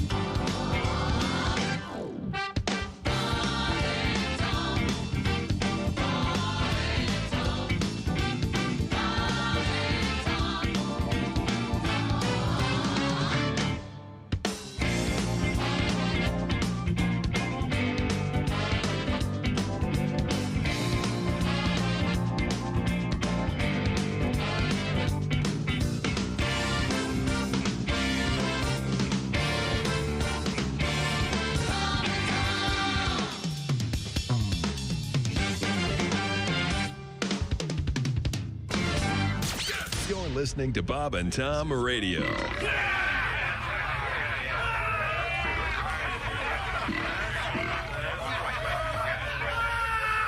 Essential Morning Radio. This is Bob and Tom Radio. 24/7. 24/7. Hey, hi, this is Tom. And this is Chick from the Bob and Tom Show. Hey, Christy, what's the best way to get full access to the show? Hey, what? You introduced me. That would be to become a Bob and Tom VIP. Very good. Now, Josh, what's a feature of Bob and Tom VIP? Wait a minute. Well, the live 5-camera video stream of the show, plus a podcast of the show and comedy from the Bob and Tom archives. Excellent. Chick, what do you have to say for yourself? Become a Bob and... Hey, welcome back to the Bob and Tom Show. At the Silac News Desk, it's Christy Lee. Hello. There's Pat Godwin. Hello. Hey, man. There's Willie Griswold. Hey. There's Jeff Oskey. Yes, sir. There's Ace Cosby. Hey. I'm Chick McGee. Hello, Tom Griswold. Hello, Chick. Some sad news over the weekend. Good friend of the show, Pat Dailey, passed away. Pat was, 84 years old? Mm-hmm. Pat was a great singer-songwriter.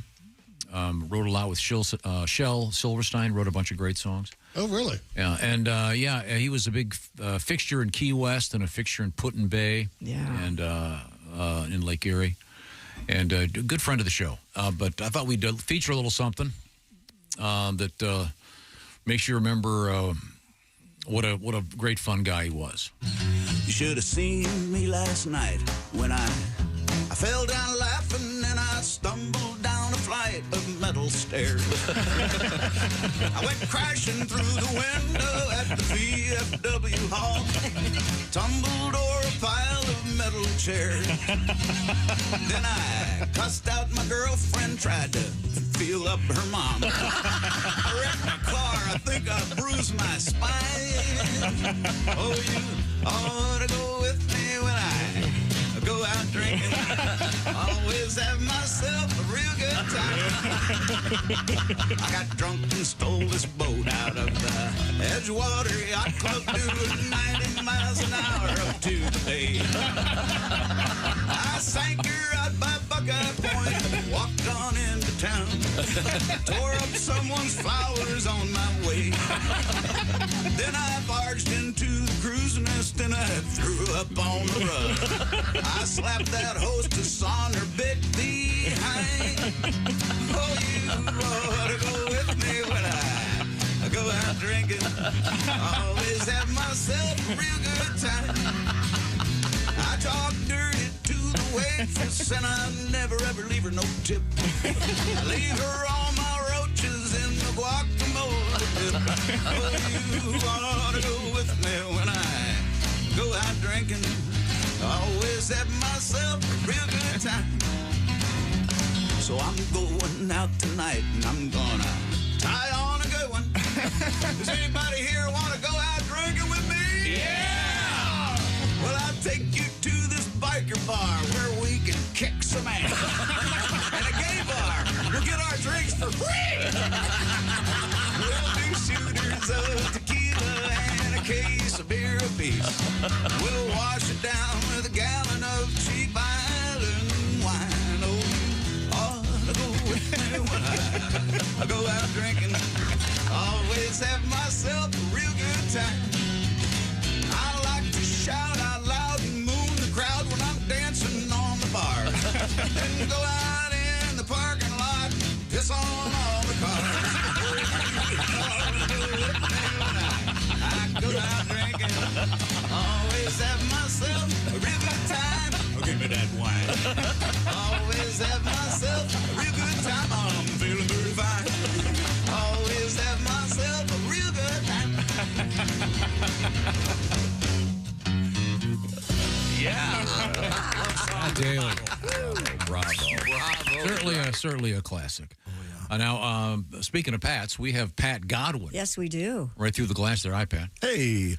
You know that Patty G has that open bar comedy special out there called Repeat After Me. That's on YouTube. It is indeed. You can see Pat before he took out the hair dye. Yeah. But the songs stand up nevertheless. Thank you. They're very fine. Now, I understand that both you and Mr. Oskey are big fishermen. Yeah. And Jeffrey caught a big fish over the weekend. Gigantic. I caught a couple fish, but the biggest was a 5.5 pound flathead. And you put it back? Yeah. Huh. Yeah.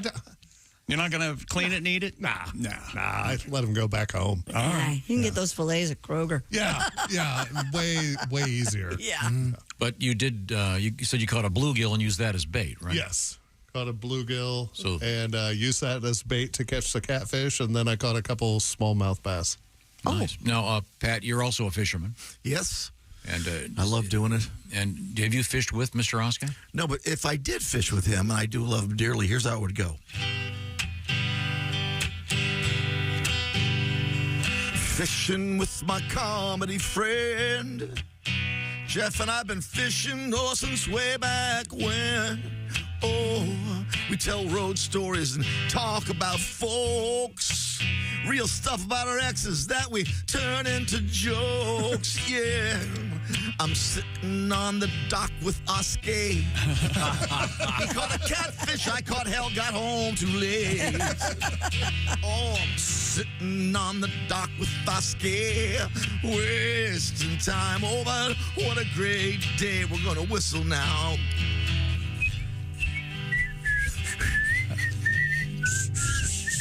Nothing's coming out. Oh, wow. This is what we need. There you go. There we go. That's much better. Yeah, much. Thank you very much. I love it, Pat. Sitting on the dock with Oscar. Sitting on the dock with Oscar. I love it. Oh, that was very good. Thank you, Pat. We return to the Silac News Desk. That's Christy Lee.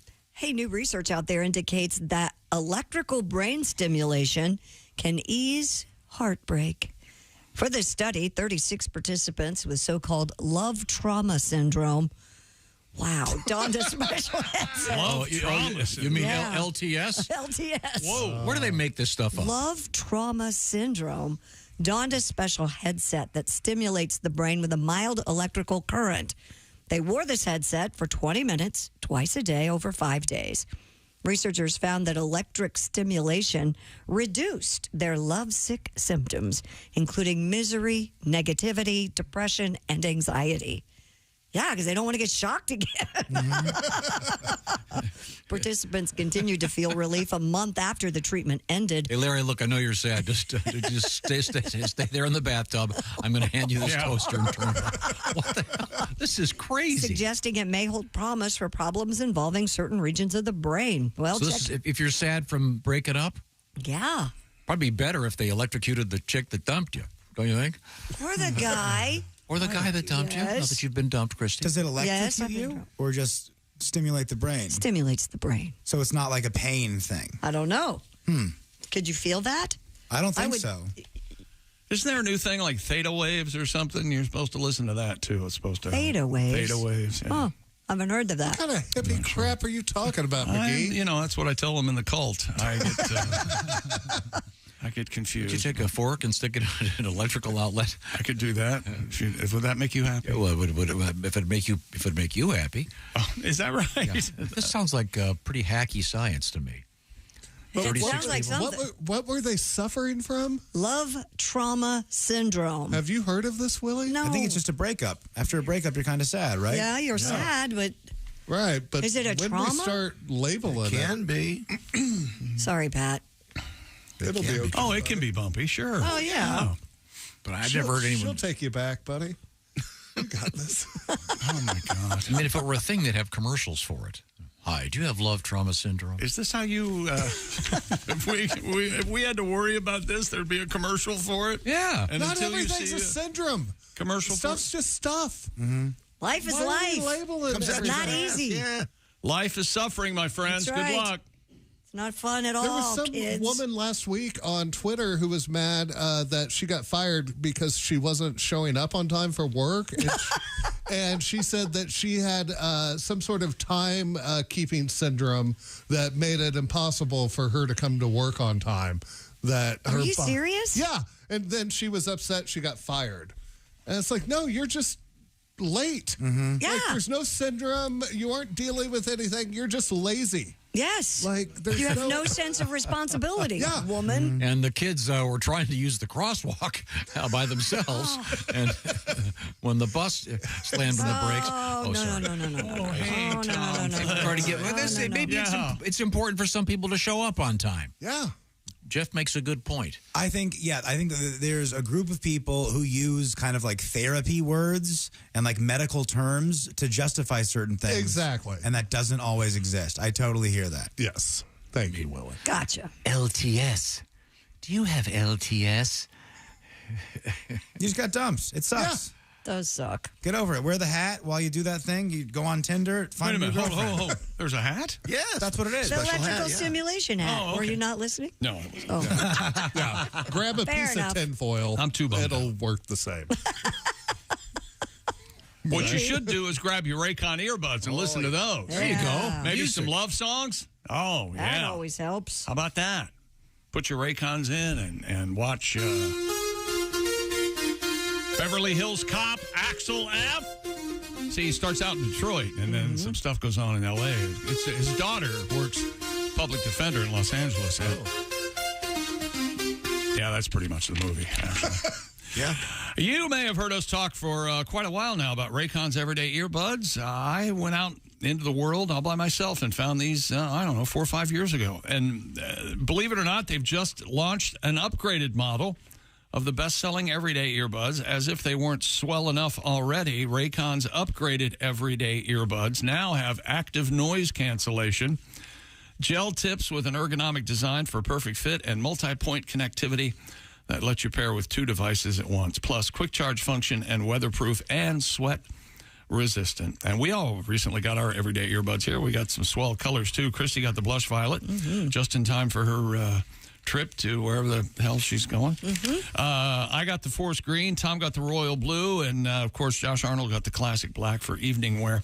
Raycon offers a 30-day happiness guarantee. So what indeed are you waiting for? Go to buyraycon.com/Tom today. Get 15% off your Raycon order plus free shipping.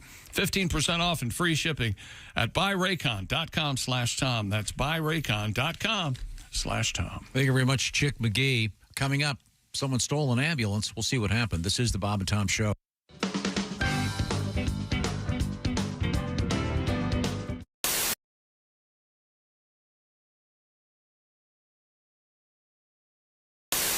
Hi, thanks very much for joining us. With us in the studio, comedian Dean Edwards, and Dean is a veteran of Saturday Night Live.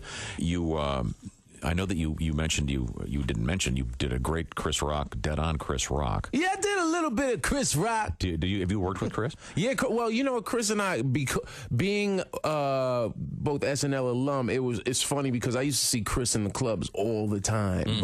But once I got cast on SNL, then Chris is very sort of reserved into himself and you know, cool with his friends, and he's very, very polite, but if he doesn't know you, he's looking at you like, I don't know you, you know. So once I got on the show, every time I saw him, he was very sort of big brother, very you know, strong with his advice. I remember one time Tracy Morgan and I are sitting in this comedy club in New York, the Comedy Cellar, and we had just had Jack Black was a guest host, and Chris walks in. He's like, you know what? I never watched that show. The one time I watched them, they still don't use black people. I was like, actually, Chris, you know, I was in 4 sketches this past week. He's like, you wasn't in them. You're just in the background. Don't ever be happy they throw you a bone. You got talent. Only the dude without talent is happy they throw him a bone in, which I appreciate. And then he sat there for a good 35 minutes lecturing me on gotta keep writing hard. Just every week, write 2 sketches and an update. 2 sketches. Meanwhile, Tracy Morgan is sitting there, Chris, you ain't never gave me that advice. When I started on the show, you never gave me advice like that. I'd appreciated some of that advice. That's how Tracy is, though. That's how he is. Is that Chick McGee? Why, it sure is. Chick McGee, who knows that an annuity from the folks at Silac Insurance Company means a retirement check in his mailbox every month. Chick works on perfecting his mailbox opening technique. Easy, Mr. McGee. Don't blow that elbow out. Chick isn't quite retired yet. He's just practicing for it. Because one day, Mailbox McGee will be taking his retirement the easy way. SILACINS.com. Silac Insurance Company. Brett Michaels is our guest, and can we talk music for just a second? Sure. You got a lot of TV stuff going on, of course, but this all started for you as a musician. Right. And now let's go way, way back.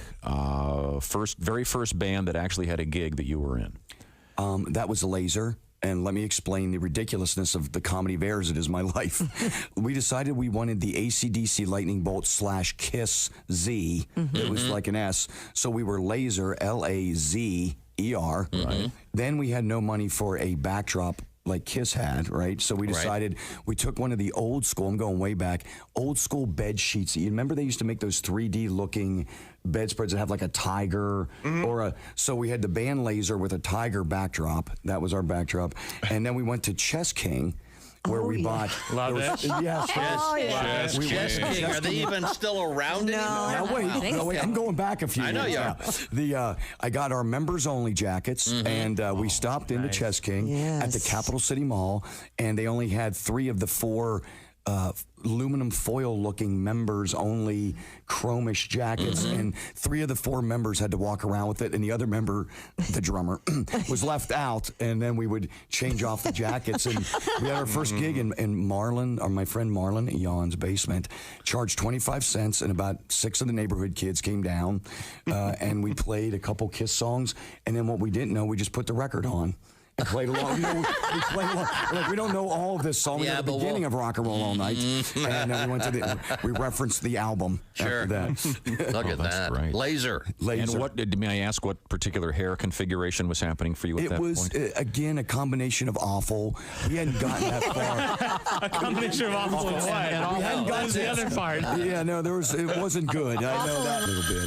Uh-oh, we have a phone call. Hold on. Bob and Tom Show. Hey, man, it's Donnie Baker. Hey, Donnie. Hang on 1 second, Donnie. We got a special guest in the studio. Hey, is Brett there? He's here. He's Brett's here, yeah. Hey, Donnie. Thought you would aim poison, just like Journey with that Puerto Rican from Mexico. I'll say it right to Neil Short. That's right. Christy, could you make it any more obvious? What? We was just talking at work making fun of you. What? What are you talking about? Is that Hurricane Earl in your panties? Or you just happy to see him today? Thanks, Donnie. All right, thanks, Donnie. Thanks very much.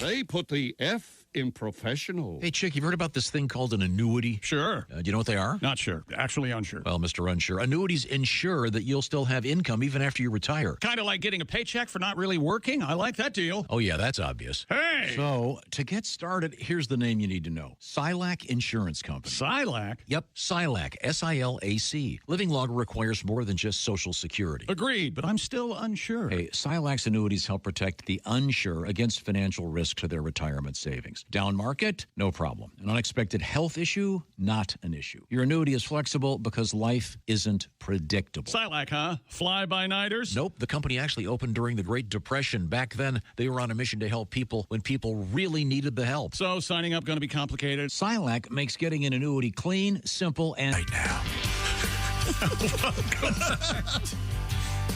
To the Bob and Tom Show. Hello. How are you? Hey, Tom. Hey, I got a question. You look like you have something over there. Yes. Barry from Cincinnati, kind enough to write in.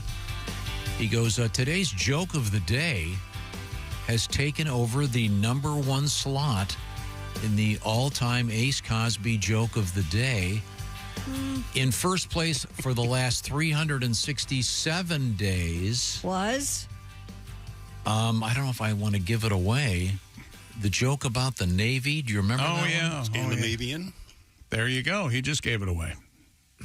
What was I thought the it was what was that joke again? The Swiss. No. Yeah, how'd that joke go, Ace? That you wrote? Swedish years ago, man. I know. Swedish Navy? Was it the Swedish Navy? I think it was the ships, the battleships in Norway. They had barcodes on them. That's right. So when they come in the harbor, they can Scandinavian. Scandinavian. That was the that had held the spot according to. I don't think I was here for that. I don't remember that one. It's a classic. Yeah, according to that's been 367 days and it has been replaced. Do you want to do a little redo on the one? I'll give you the intro and everything. Okay, here we go. This is apparently now number 1 in the history of the Ace Cosby Joke of the day.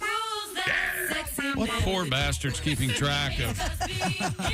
Good Lord. Bless your heart, sir. Hey, Chick. Yes, Ace. I was driving the other day, and robbers jumped in my car and stole everything. No. They were pirates of the car I be in. You laugh. That's it was good the second time, too. It's the car he be in, you see. He really pushed it that time. Yeah, it's very nice. Car I be in. Okay. All right. Let's just turn it down. Yeah, you guys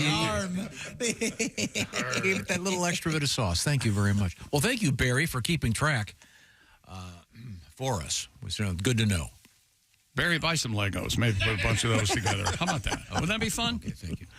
Christy Lee is at the SILAC news desk. Have we missed anything?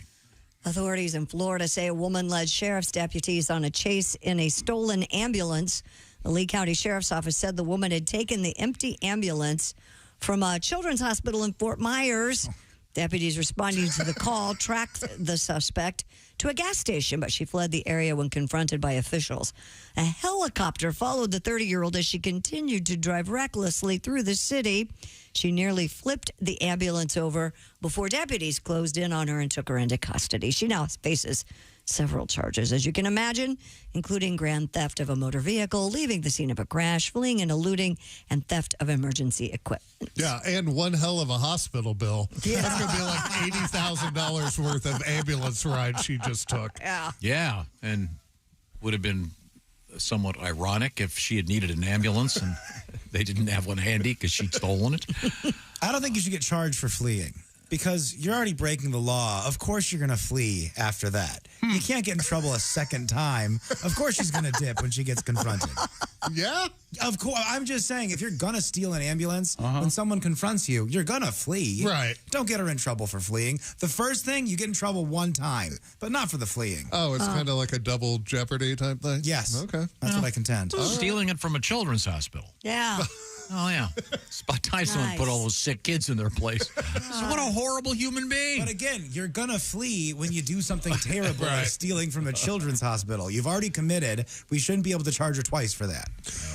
Well, I have a theory, and everyone's against it, but I think if you flee from the cops when they catch you, they should get to put a beating on you. A beating on you? Yeah, not like severe, but like a good 1 or 2 to the ribs or to the head, just because they made you made them chase you. The old 1-2. Huh? Yeah. I think you run, they get to beat. Ironically, by the way, the lawyer who's defending her was right behind her. Really? She was chasing her. Chasing an ambulance. See, the defense counsel. Very good. Okay. Speaking of What this, a dirt. This is why I'm not a judge. I'd have the electric chair on simmer all day long. You know, ma'am, we don't need you anymore. You know something? There's a lot of people in the world, a lot of really hardworking, nice people. We're done with you. Good luck. Let God sort it out for you. I love how you simmer them. I'm not going to kill you all at once. I'm just going to slowly electrocute you. I've said for all years, day. I believe in cruel and unusual punishment. I love it. That's what works best. Yeah. If it's not cruel and unusual, who cares? a Chinese woman living in Japan, are you following this? Gotcha. Is facing charges for driving a suitcase without a license in Japan. Did you say driving a suitcase? I did. Okay. Sora News 24 reports the woman who's studying in Japan was caught riding her motorized suitcase on a sidewalk in Osaka City. The wheeled suitcase, equipped with an electric motor, allowed her to reach speeds of up to 8 miles per hour. The luggage, classified as a type of vehicle that includes mopeds and scooters and requires a license to ride in Japan. She is denying the charges and told police, quote, "I didn't think of it as a vehicle, so I didn't think I needed a license." Fair enough. Okay, I just looked this up. These are super cool. Oh, the rideable suitcases? Have you seen these things? Yeah. I mean, it's just what you think. It's a suitcase with little tiny wheels on it, and you ride it like it's a motorcycle. Yeah. What a great idea. These have been around for a while. Yeah, we had the... I've seen one or two in the airport. Cooler. We had the motorized cooler that my boys... That was fun. You had fun with that, didn't you, Willie? I found out if you ride that enough in the hallway, the nicest guy in the building, Dean, We'll yell at you. Yeah. Oh, wow. It's bigger than a smart car. Is it? No, I'm kidding. Wow. Sorry, ma'am, your panty liners are blocking the license plate, so you're probably wondering why I pulled you over. Just step off the suitcase and show me your license and registration. These things are cool. I've never seen one in action. I don't know why you would need one. You ever been to the Minneapolis airport? Yes. You know that the most distant of those gates is 3 states over. It's a Really? long walk. Well, take the tram. That's what it's there for. Check your bag. There's a tram in the Minneapolis I'm with airport. Christy. Yeah, check your bag. Check your bag. They're not going to lose it. Okay. No. Did you know? They only lose it one time. Yeah. Please don't. Let's not talk about this. Oh, that's right. You're going way I'm checking a bag for the first time in I don't know how long, and it's really made me nervous. Oh, my goodness. Don't worry, Christy. My aunt and uncle just got back from a cruise from over there, and they only lost their luggage for the first 4 days of their cruise. So you should be good. I've always wanted to go somewhere where I get to take a trunk. Ooh. You know, like the old steamer trunk. The old steamer trunk. That's what I'd like. You can do that. I wonder how much it would No cost one's to do stopping that. you. I don't know. That would be fun, though. Just show up to the airport with a trunk. I'd like, excuse me, can I check my trunk? They have a weight limit, but do they have a size limit? I don't think they do. I think you could check anything as big as you want, I think. Really? I don't know. You got to put stickers on it? Oh, yeah. I don't have any stickers. You're right. I do have a trunk, but no I stickers. used to have one of those old trunks. Yeah, I haven't traveled that's with when it. you That's put the true. stickers. And then you'd open them up and it'd have all the drawers in it. Sure. And then they have the hanging clothes. Just like they were nice. Just like having a portable closet Yeah, with you. exactly. Yeah. Hey, authorities say there's a booming black market for Legos in Southern California. According to law enforcement, a huge demand for Legos, coupled with high retail prices, has led to sophisticated thefts at various stores across the state in California. According to TMZ, some thieves are even employing counter-surveillance technology, lookouts, and getaway drivers to steal sets. The stolen toys are then sold to fences who then sell the Legos on sites like eBay, Facebook, and OfferUp. I saw a new Lego set. It was Jaws. You get Quint and Hooper and really really and the sheriff, whatever the hell his name is, and the ship and the and a shark. Fun. Yeah, it's really cool. Let's talk about that. If you're going to steal them, make sure you steal the directions. Yeah. Brody, Sheriff Brody. Yeah. If you don't have the directions on those things, you're toast. My kids had some counterfeit Legos, and you could tell when you stepped on them, they didn't hurt your feet. They were nice. And stick together well, huh?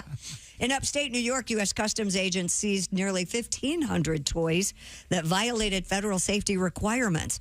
Officers at the Champlain Port of Entry encountered a shipment of children's toys that were manufactured in China. Further testing revealed some of the toys exposed sharp points following a routine drop test, while others were found to contain toxic materials. Yeah, Maddie's first meth lab did not test right when they tried to bring that in. Or baby's first bong. Yeah, that's always bad. Any toy can be hazardous. If used If you improperly. try swallowing it. Yeah, I mean, you could beat up your sister with a Cabbage Patch Kid if you're mean enough. Well, true. Probably hurt more if it was Cabbage Patch, getting beaten to death with a Cabbage Patch Kid. Lawn darts. Ooh. 580,000 glass coffee mugs have been recalled because they can break when filled with hot liquid. Uh-oh. You mean like coffee? Yeah.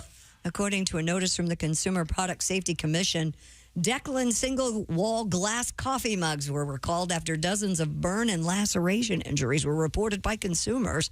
The mugs are from a company called Joy Jolt. Well, yeah, that's a jolt, all right. Hey, you want a Joy Jolt there, Tom? How about a Joy Jolt for you? I'm going to have iced coffee. Oh, okay. All right. Consumers in possession of these recalled mugs are urged to immediately stop using them and contact MM Products for a full refund. So you put the hot water in it. Joy Jolt's recall page. And Well, it bursts. Not good. one shard or two. Can you still get cubes of sugar? Oh, yeah. Sure you can. Buy them by the box. Sure. Horses, druggies. A lot of people still use cubes for sugar. Yeah, don't you use it for LSD and stuff? Yeah, man. Yeah. Take a trip. Don't take a trip, man. I didn't know that. When I was a little boy, that would be so special. A cube sugar? You'd go to a restaurant and they'd have those cubes of sugar. Really? I used to eat them like M&Ms. They were great. They were good. The first time my parents... These damn kids climbing the walls. We went to like a breakfast place. It was the first time I had ever seen whipped butter. Oh, yeah. And I was like, I grabbed it and I was going to eat it. And my dad's like, that's not what you think it is. And I'm like, yeah, it is. Like whipped cream on the table. And put the entire thing of whipped butter in my mouth. And then sat there and chewed on it for 3 minutes like I didn't just make a huge mistake. Pretty good, though, huh? Yeah, not bad. I mean, but like the sugar cubes, I liked them because you could stack them. Like you could build little buildings. Oh, yeah. With the sugar. Yeah, they're fun. Yeah. So you put the LSD in those things? Yeah. Back in the day. Yeah. Back in the day. I don't know if they still do that, but They do. Do they put them in like a case so they don't get all crumbly? No, they don't crumble. It's just one drop. yeah, it's not like they're soaked in LSD. Well, I don't know. I've never manufactured. It's just one single dropper. Never manufactured LSD. Well, that's good to know. Where do you fit? You don't seem to fit anywhere. You're not. You don't like acid. You're fascinated by a sugar cube. We didn't go to restaurants much when I was a kid. I know. Your mother was a world-class chef. I know. Did you go to restaurants a lot? Your kitchen got You didn't go to Michelin restaurants. five. Sure, I went to restaurants. Yes, I went to restaurants. Yeah. Really? Like where? What was your big? What was called the Steakhouse in London. Yeah, we went there, and I got 2 cheeseburgers and French fries for as long as I can remember. Until one time I sat down and I said, I'll have a ribeye medium rare and a baked potato. And my dad was like, what the hell is that? And I think I saw it on a TV show. Somebody ordered steak and baked potato. And remember, we were talking about your first alcoholic beverage you ordered. 7 and 7 because I saw that on Saturday Night Fever. Did you enjoy the ribeye and baked potato I did, more very much. than the French fries and the 2 cheeseburgers? Boy, French fries and 2 cheeseburgers are not. You can't. Yeah, it's pretty hard to beat. Yeah, you can't. So beat from that. then on, was it ribeye, or It was. did you go back to the double? Nope. When we went to that restaurant, I'd order the ribeye and a salad and a baked potato. Yeah. Oh, is that Man, place? your dad was bitching because it cost him double. Yeah. Oh, yeah. Is that place still there? No. Yeah, my place. Sure it's if not. I had a time machine, I'd go back to Mobby's restaurant. Mobby's. God, I don't know what they had the greatest hamburger I've ever had in my life. I'd like to get Mobby's. time machine and go back there. Was it like a regular restaurant, a sit-down restaurant? Or was Yeah, it like they had a diner? sit down like a diner. Okay. But oh God, those were. Dude, if you had a time machine, Christy, where would you go? What restaurant? Frank and Mary's. It's a Frank and Mary's catfish place. Oh, See, that sounds good. great, Is it great still there? catfish. No longer there. I'd go to the Ground Round. I remember the Ground Round. They used to let you throw your peanut shells on the floor, and I just thought that blew my kid's mind. Like You can go There to was a Texas place like that. Roadhouse. There They do was a that. place that did that. Yeah, that. Texas Roadhouse does, doesn't yeah, it? but they did it. There wasn't Texas Roadhouse back when this was That's around, true, so they Ground were Round. like revolutionary. You can do it at the Culvers by my house. They yell at you, but you can do it. Ace, if you had a time machine, what restaurant that's closed would you go to? We didn't dine out a lot when I was a kid. Ponderosa every now and then. Oh yeah, That's still out there, right? That's still the good. all-you-can-eat shrimp at Ponderosa. Ponderosa's still out there? I don't know. Remember the York Steakhouse? York? Nobody? No. Was that regional? Yeah. The York Yeah, Steakhouse. Bonanza and Ponderosa. York was like a step up from Ponderosa. We thought, anyway. I think it's still open on Was West Broad Bonanza Street, and Ponderosa different? Yeah, they were different, weren't they? Wasn't the Ponderosa I don't know. on I thought there was a Bonanza Steakhouse Ponderosa and a was the ranch on the Ponderosa. TV show Bonanza. Well, I know. I think Tom. somebody at Bonanza There were 2 Steakhouse. restaurants, yeah. Yeah, they were. I Well, believe. somebody's trying to get away with something. So they didn't get Ponderosa, let's call it Bonanza then. Yeah, see? Something going on. How about the Cartwrights? Ponderosa and Bonanza Steakhouses. I wasn't making that up. What about the Cartwright Steakhouse? So why don't they do that? I don't know. All right. Where are you going, Pat? Vic Mars. Vic Morrow's. Vic Mars. The prices are so low, you'll lose your head. Oh, God. Vic Mars. It was the kind of the mob hangout. Oh, For really? the lobster and the Italian dishes, if you know what I mean. Was the food really good? Oh, it was the best. That's where you went for your birthday. Yeah. Yeah. If the entree was the best, you got whacked, right? Yeah. You liked everything, I tell you that. That's right. Or somebody heard about it. No one said anything back to the kitchen. That's right. Okay, thank you very much. When Star Wars was released back in 1977, the cast and crew likely did not think that decades later, schools would open specifically to teach lightsaber techniques. One such school is the Jedi Knight Academy in Mexico City, which offers 3-hour lessons based on sword fighting, martial arts, and choreography. Students use lightsabers made of illuminated ballistic-grade polycarbonate. Holy hell. The French Fencing Federation has reorganized lightsaber fighting as an official competitive sport, ladies and gentlemen. Nice. Yeah. Do you have a lightsaber? I do not. Did you have one? Well, growing up, you for sure had them. Did you? Haven't they officially been able to make a lightsaber now? Didn't they do that? Real? I thought they did that. Yeah, they kind of did. Well, I think at Disney now you can go and build the Yes, you can build one. lightsaber you want. And I think Alsman and her husband have done that. Really? Oh, yeah. Of course they have. Yeah. I mean, not my thing, but for people who love it. Yeah. Like, it's fun. Yeah. Mm-hmm. Now, here we go. This is an article. The head of C-3PO Yeah. sold for $800,000 at auction. Just the head. What would you do with that? Well, it'd be a conversation piece, wouldn't it? Oh, look Put at it right my on the coffee table. head. Well, that's not the original. Oh, yes, it is. yeah. Oh, it's the original. Oh, wow. I have body sold separately. a certificate of... Authenticity. That's right. Certificate of certification That's right right. there. So it is real. $800,000. Wow. That's a fan. That's amazing. Yeah, I'm trying to find the article about. They have developed more or less a lightsaber. But I think it was pretty dangerous. Whoever bought C-3PO's head, I'm sure retrofitted the mouth. That's all I'm saying. Oh, Chick. Really? Well, that's a big. Soften it a little bit. Oh, dear, master. Right now, the Bob and Tom Show is sponsored by BetterHelp. Comparison is the thief of joy, and it's easy to envy other people's lives. It might look like they've got it all together on their Instagram, but in reality, they probably don't. Therapy can help you focus on what you want instead of what others have, so you can start living your best life. Reaching out for help is not a sign of weakness, but actually a sign of strength. Therapy can help you discover the best version of you. Learn positive coping skills and ways to set healthy boundaries. BetterHelp has come up with a better way, or an easier way, certainly, to access therapy. It's all done online, designed to be, of course, extra convenient, flexible, and suited to your schedule. You don't have to get in your car and drive across town because it's done online. You fill out a brief questionnaire. You'll get matched with a licensed therapist. You can switch therapists anytime, no additional charge. And you can do the therapy with a camera on. You can do it just like a phone call. You can do it texting back and forth, whatever works for you. So stop comparing your lives to everybody else and start focusing on yourself with BetterHelp. Once again, the key is accessibility and ease of accessibility and flexibility. You could do it where you are right now, in the privacy of wherever you want to be. Visit BetterHelp.com/BT Show today. That'll knock 10% off your first month.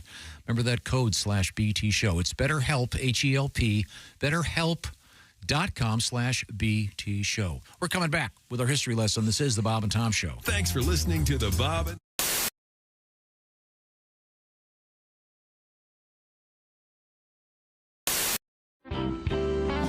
This is the Bob and Tom Show. Hello. And we've had a wonderful morning because we have a terrific guest in the studio. Sitting next to Christy Lee, it's a veteran of many years with a guitar. A guy who... I thought you were going to say bottle. Pat, I tried. Well, this is why I get the reputation of being the dick in the show, but no, I'm trying to do something nice. No, you are the dick on the show. Oh, yeah. Who put the dick on the show? I blamed it all on me. See, this is... I'm not going to say anything until I'm introduced. Oh, I'm sorry. It's Pat Dailey is here with us. Thank Pat. you. Good morning, everybody. Nice to see you. Hi, Pat. Hello, Pat. Good to see you. You do an annual residency, if you will, at Sloppy Joe's. That's the place that does the famous Hemingway lookalike contest every year. Yeah. And you could actually... And you win every year, You could certainly place in that. They've been after me for a lot of years to do that. And now I say I'm too old. He shot himself last year. Oh, yeah. All right. Uh-huh. Let me play a song for you. Okay. Okay. Please. Well, Ohio is having a blizzard.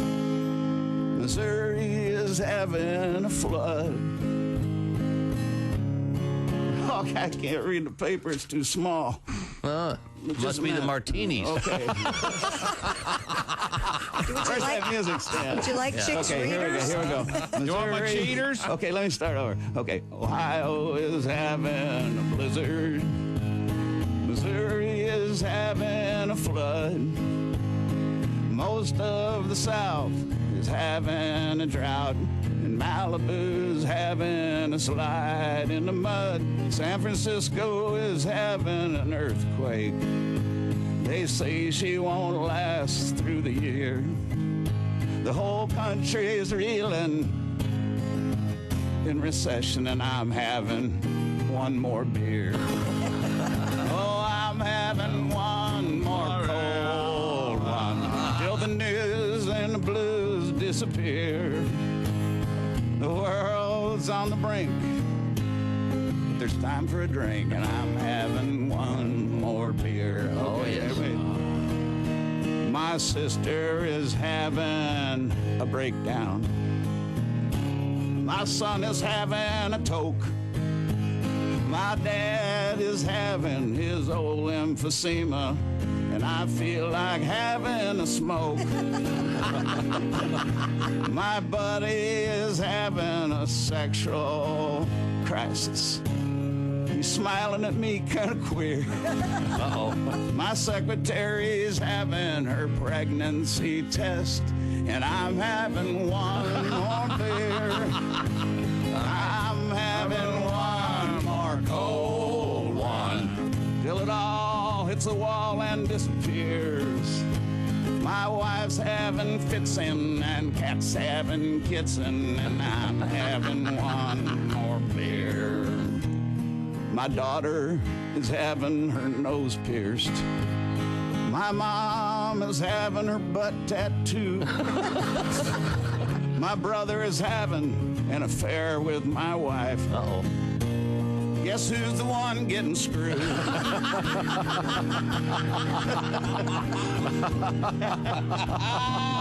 So if you're having heart palpitations about the way things are heading around here, just give that waitress a pat and tell her that I'm having one more beer. Yeah. Geez, I'm going to have to practice that one. I love that song. I couldn't read my words. That's all right. I don't know why. I got to get them up this close now. Stick around. This is the Bob and Tom Show. Hello, my name is Alexa. Are you looking for Bob and Tom Radio? Well, it's on me. Just say, Alexa, play Bob and Tom Radio on TuneIn.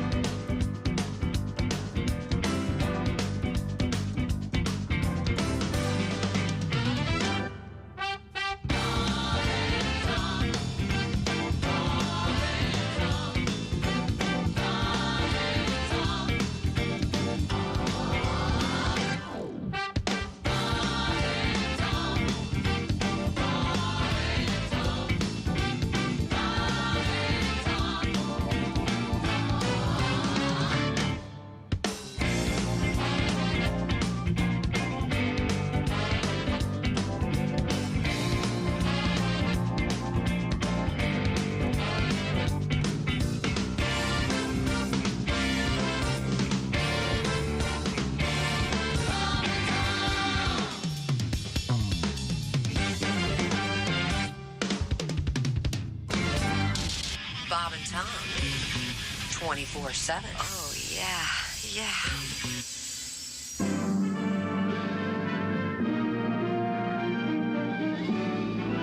Spanning the globe to bring you the constant variety of curvy cleavage on display.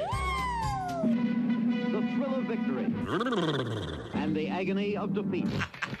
Don't touch those. Sorry. The human drama of curvy cleavage on display. This is The Bob and Tom Show. No shoes, no shirt, no talent. Hey, this is Tom, coming up Tuesday morning in the Bob and Tom Show. It'll be time to check in with Mr. Obvious. I came home early the other day. I couldn't find him anywhere. And finally, I went inside, and that's when I heard some noises coming from the bedroom. The bedroom?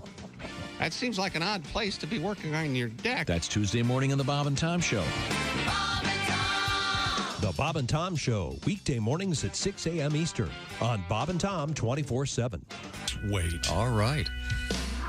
Hey, welcome back to the Bob and Tom Show. Pat's here, Christy, Willie, Jeff Hoskey. Yes, sir. Ace Cosby. Hey. Gorgeous rendition of the joke of the day. I'm Chick. Hello, Tom. No, a closed circuit to Ace. I will not pay. I'm not going to buy your Ponderosa coupons. I don't think they're good anymore. Huh.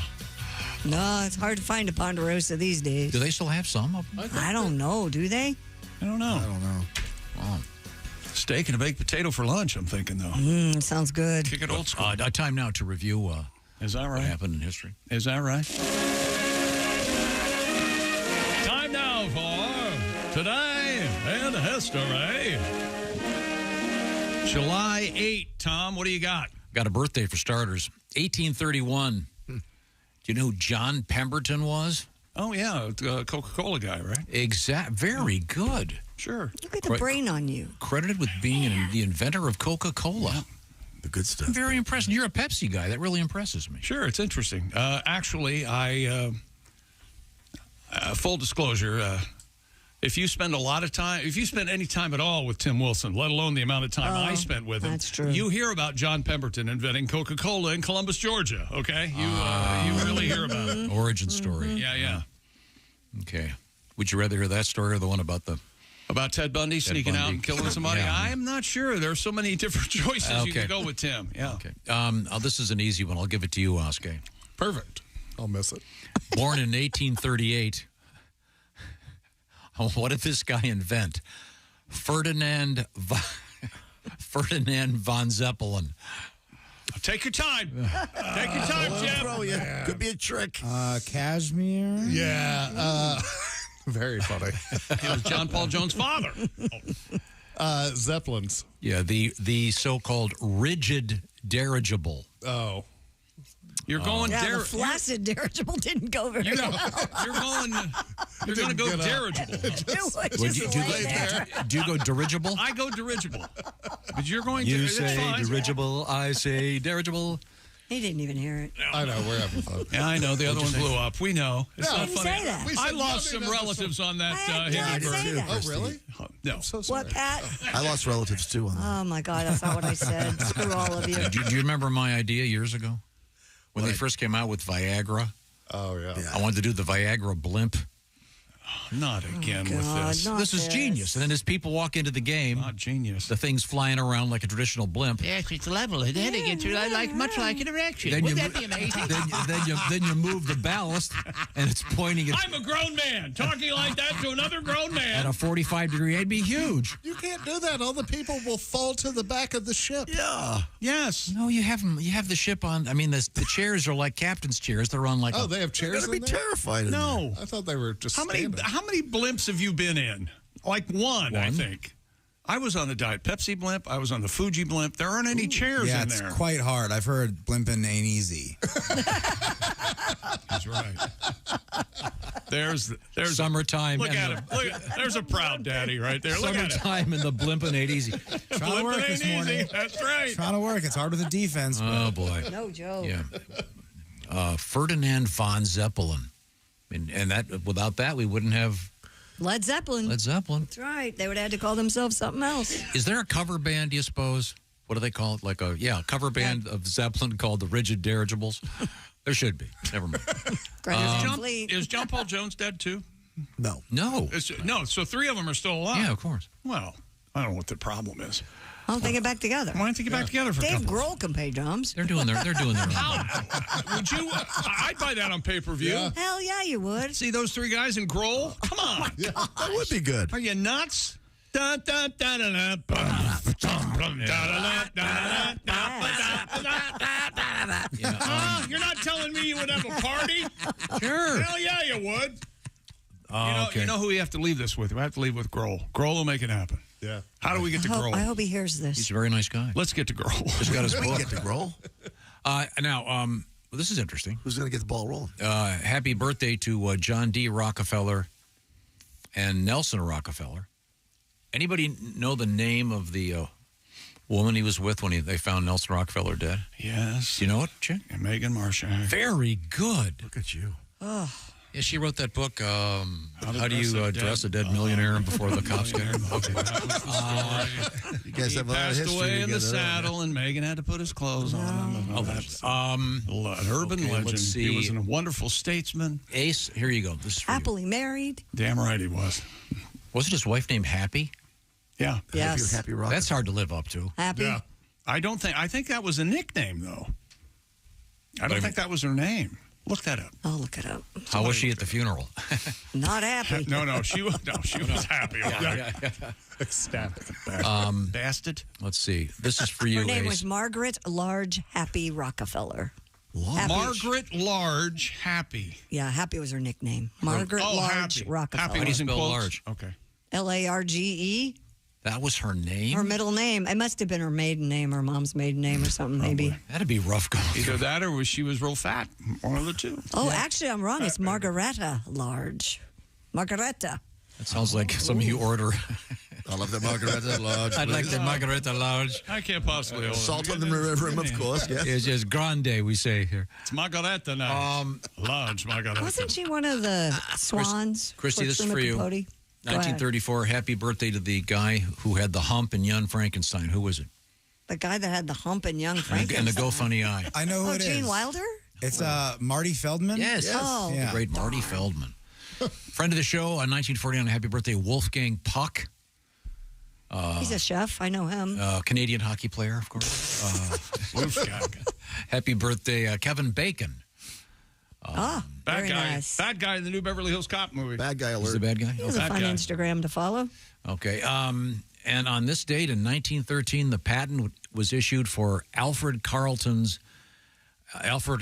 Gilbert's The Erector Set. You had one of those, didn't I you? loved my Erector set. Remember that? You had wrenches. Did you have one of those? Oh, I had an erection set. You could build stuff. In the TV commercial, of course, they have a functioning helicopter. You really couldn't build that. Well, thank you very much. We certainly enjoyed our show today, and thank you for joining us, of course. This is the Bob and Tom Show. Got something to say? Send us an email, bobandtom@bobandtom.com. This is the Bob and Tom Show.